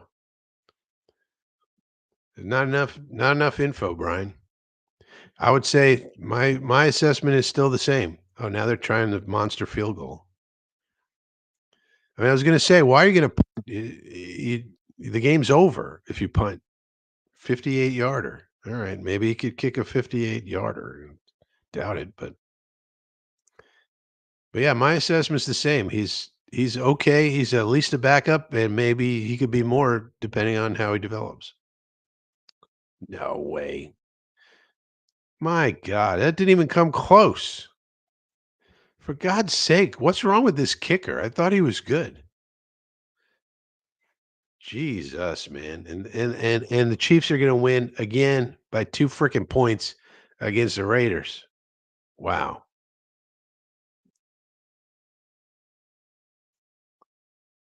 This kick didn't even come close. Your hand first of all, his hand is too much on the ball, the punter. What are you doing? Get your hand off of it. I thought Carlson was a good kicker. What happened to him? I mean, you can't expect him to make a 58 yarder, but still, you could expect him to come closer than that. And they're just going to run out the clock here. Timeout, timeout. AP sucks. I think Pierce is going to get fired. I really do. I think Antonio Pierce has a future as a head coach in the league. I just think they rushed him into it. You know what I mean? Vrabel, Vrabel's going to have his pick of the litter. So Vrabel's going to look at all the jobs, and he's going to be the top candidate pretty much everywhere. See, like, why is his hand on the ball? I think the holder screwed that up, honestly. I think Pierce wasn't ready to be a head coach yet. He needed more experience. But I think Antonio Pierce, even if he gets fired, he'll become a defensive coordinator or a linebacker coach and he'll work his way back up, I think. But I think he just needed more experience. But yeah, there was no reason for that guy's fingers to be on the ball. Get your fingers off the ball, Hunter. But yeah, Vrabel's going to be able to choose where he wants to go. Let's be honest. He's the number one candidate. I mean, for teams that don't want Belichick, I mean, for the teams that want Belichick, and there's going to be a limited number of those. Some are going to love what Belichick brings. Some are not. So Belichick will be number one if he's on your list at all. He's number one, right?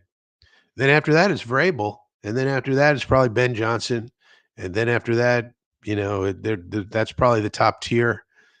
And then the next tier, you're going to have your Brian Flores, Cliff Kingsbury uh, types,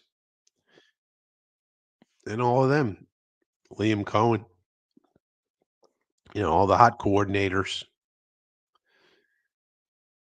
It'll be an interesting cycle, but it seems to me Pierce. Well, the reason Pierce might keep his job is because their owner, really is cheap or doesn't have the money, as much money as other owners. He may not want to fire Pierce because then he's got to pay him.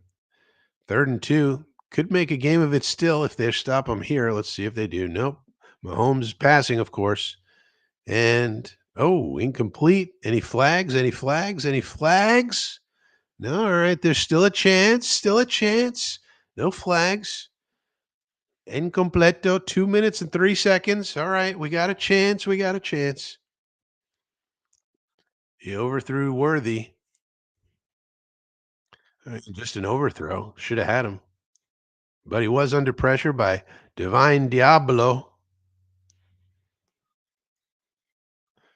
Great name. So now they got to punt it away, and let's see if what O'Connell can do in the 2 minute offense.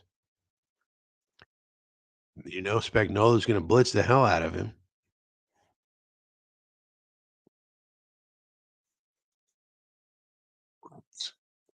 Well, probably tier three, Brian. Rex hasn't been a coach in 8 years. Nobody's hired him for any jobs. He has 8 years of head coaching experience, six of which were 500 or below, two of which were winning seasons, and two of which he went to the playoffs. No division titles, no Super Bowls. So he's not high on the list, but he does want to coach the Jets. So that's a plus in his favor. Also, his overload blitz cover zero defense has been completely figured out. So that's another thing.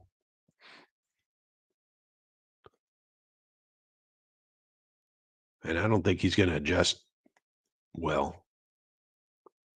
So the punt god, rise up, bunting. Let's see how this punt goes. Fair catch. So now he's going to have to go 97 yards in a minute 56 with no timeouts.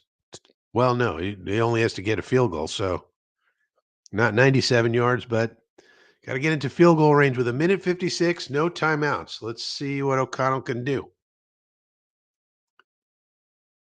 So I think Pierce may keep his job. For example, in this game, he could say, well, we hung with the champs. We only lost by two, boss. They're the best team in the league. They're 11-1 if they win this one, right? And we hung with them and stuff like that. So I think Pierce may not get fired simply because the owner doesn't want to pay two head coach salaries. May not have the ability to pay. They say Mark Davis is the most cash poor of all the owners. They say, and so he may not want to pay two head coaches. You know, I don't know what Pierce's contractual situation is, but I'm sure he's got years left on his contract. So Pierce may stay, and you could say, "Well, wait a minute. You got to give me some time here. You can't you just hired me. Now you're going to fire me? I need time. I didn't have a quarterback. We traded Devontae Adams. We got to build up the team. Christian Wilkins is injured, and we only lost to the Chiefs by 2 points, for example, is what Antonio Pierce might say. And Mark Davis might listen to him. So there may not be an opening in Vegas. We'll have to see.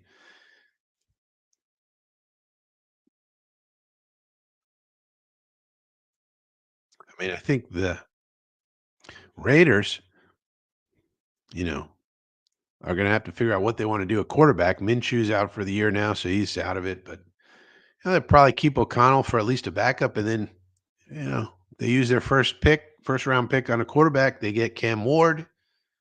Then you got the whole hey, we got to develop this guy thing. That's going to take 2-3 years anyway. So why not just keep Pierce? If they decide, all right, we're taking Ward or Sanders, we got a top five pick, let's say, and we're going to take Ward or Sanders. All right. Well, either one of those, you got to tell the owner, well, that's a 2 or 3 year, evaluation period, probably, unless we get a Jaden Daniels, CJ Stroud situation. But that's a 2 or 3 year evaluation period anyway. You might as well just keep me. What are you going to bring a new guy in here for? Or we'll change around the staff a little bit. We'll get a new this one, a new that one, a new quarterback coach, a new this, a new that. And you might as well stick with me, Mark Davis.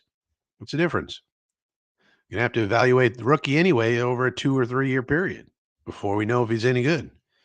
Let's see how O'Connell does in this 2 minute situation. Is going to be all passing, of course. Ooh, that's not good. What you want to see here is decisiveness, quickness, the same things with all these quarterbacks. You want to see them be decisive. You don't want to see double hitching and all of that. Oh, there's a penalty on the Chiefs. You want to see him avoiding sacks, obviously, and taking them down the field too. But you want to see quickness, decisiveness. So that it looks like he knows what he's doing. You don't want to see double and triple pumping and all of that. So let's see how he performs. You got a free 5 yards there, so that's helpful.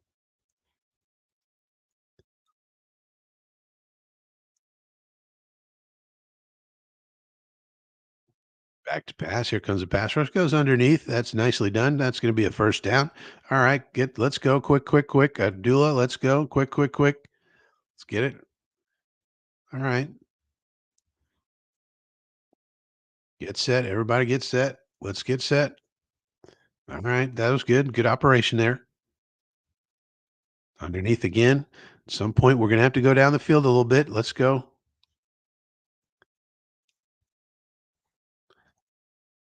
Time's ticking.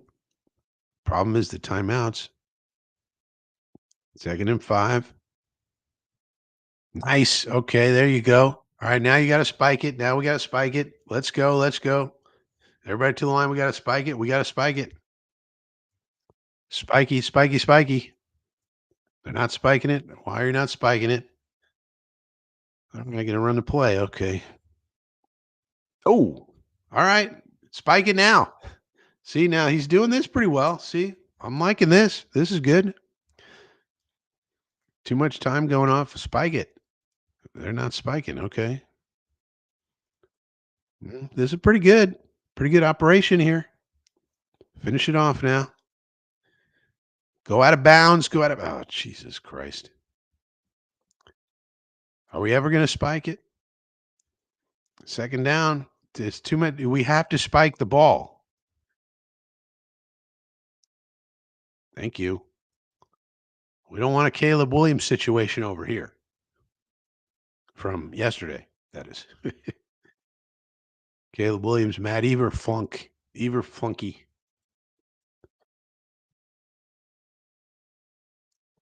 So I like the way he's conducted this 2-minute drill. I mean, look good here. We need, a couple more passes, a little bit closer. You know, 15 seconds. We probably got 2 plays in the kick here. So, oh no. What are we doing? See, we cannot have this. Why weren't they showing the right angle from on television? What are they doing?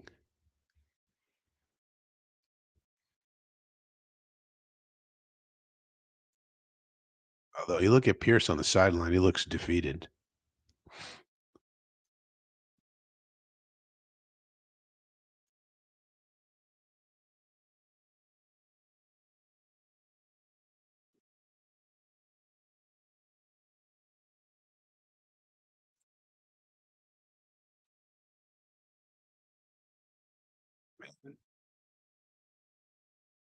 Can't even snap the ball sometimes. Crazy. Could they show a replay of what happened? I'd like to know what happened. Like, in the game instead of showing close-ups of people's faces.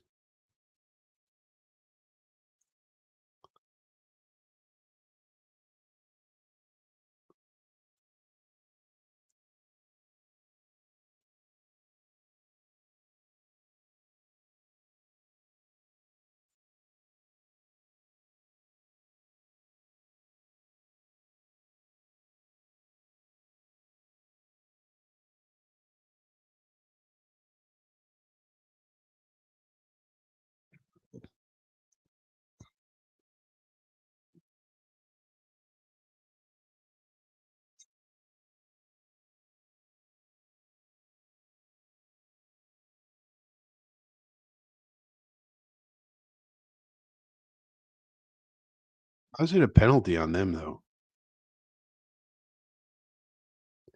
I guess it doesn't matter.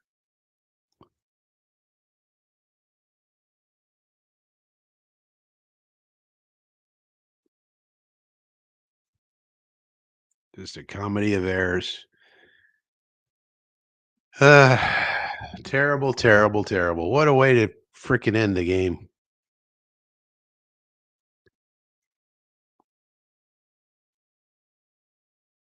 Antonio Pierce just looks defeated.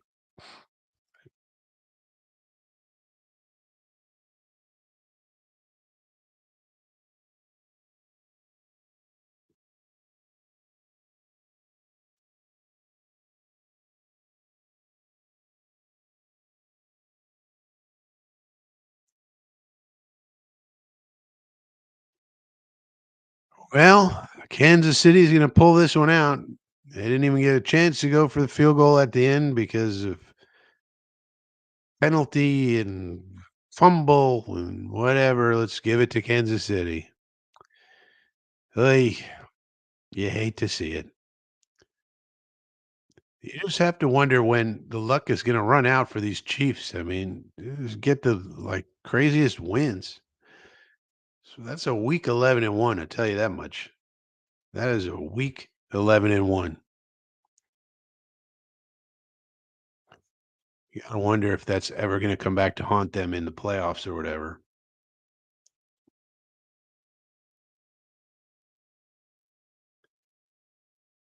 That is weak. Weak, weak, weak.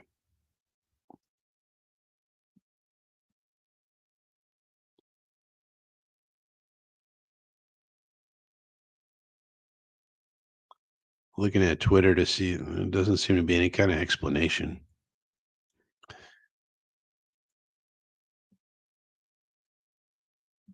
All right, so that'll do it. Game's over. Chiefs win. Chiefs, Chiefs win.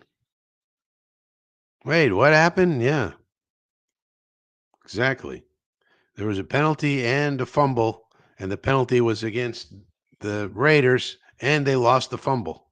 And that's it. Game over. Exciting day on Black Friday. All right. Thank you for joining me here on the Frankie from Flatbush channel. Please subscribe to the channel if you're watching this later and you're not subscribed. Otherwise, just give this video a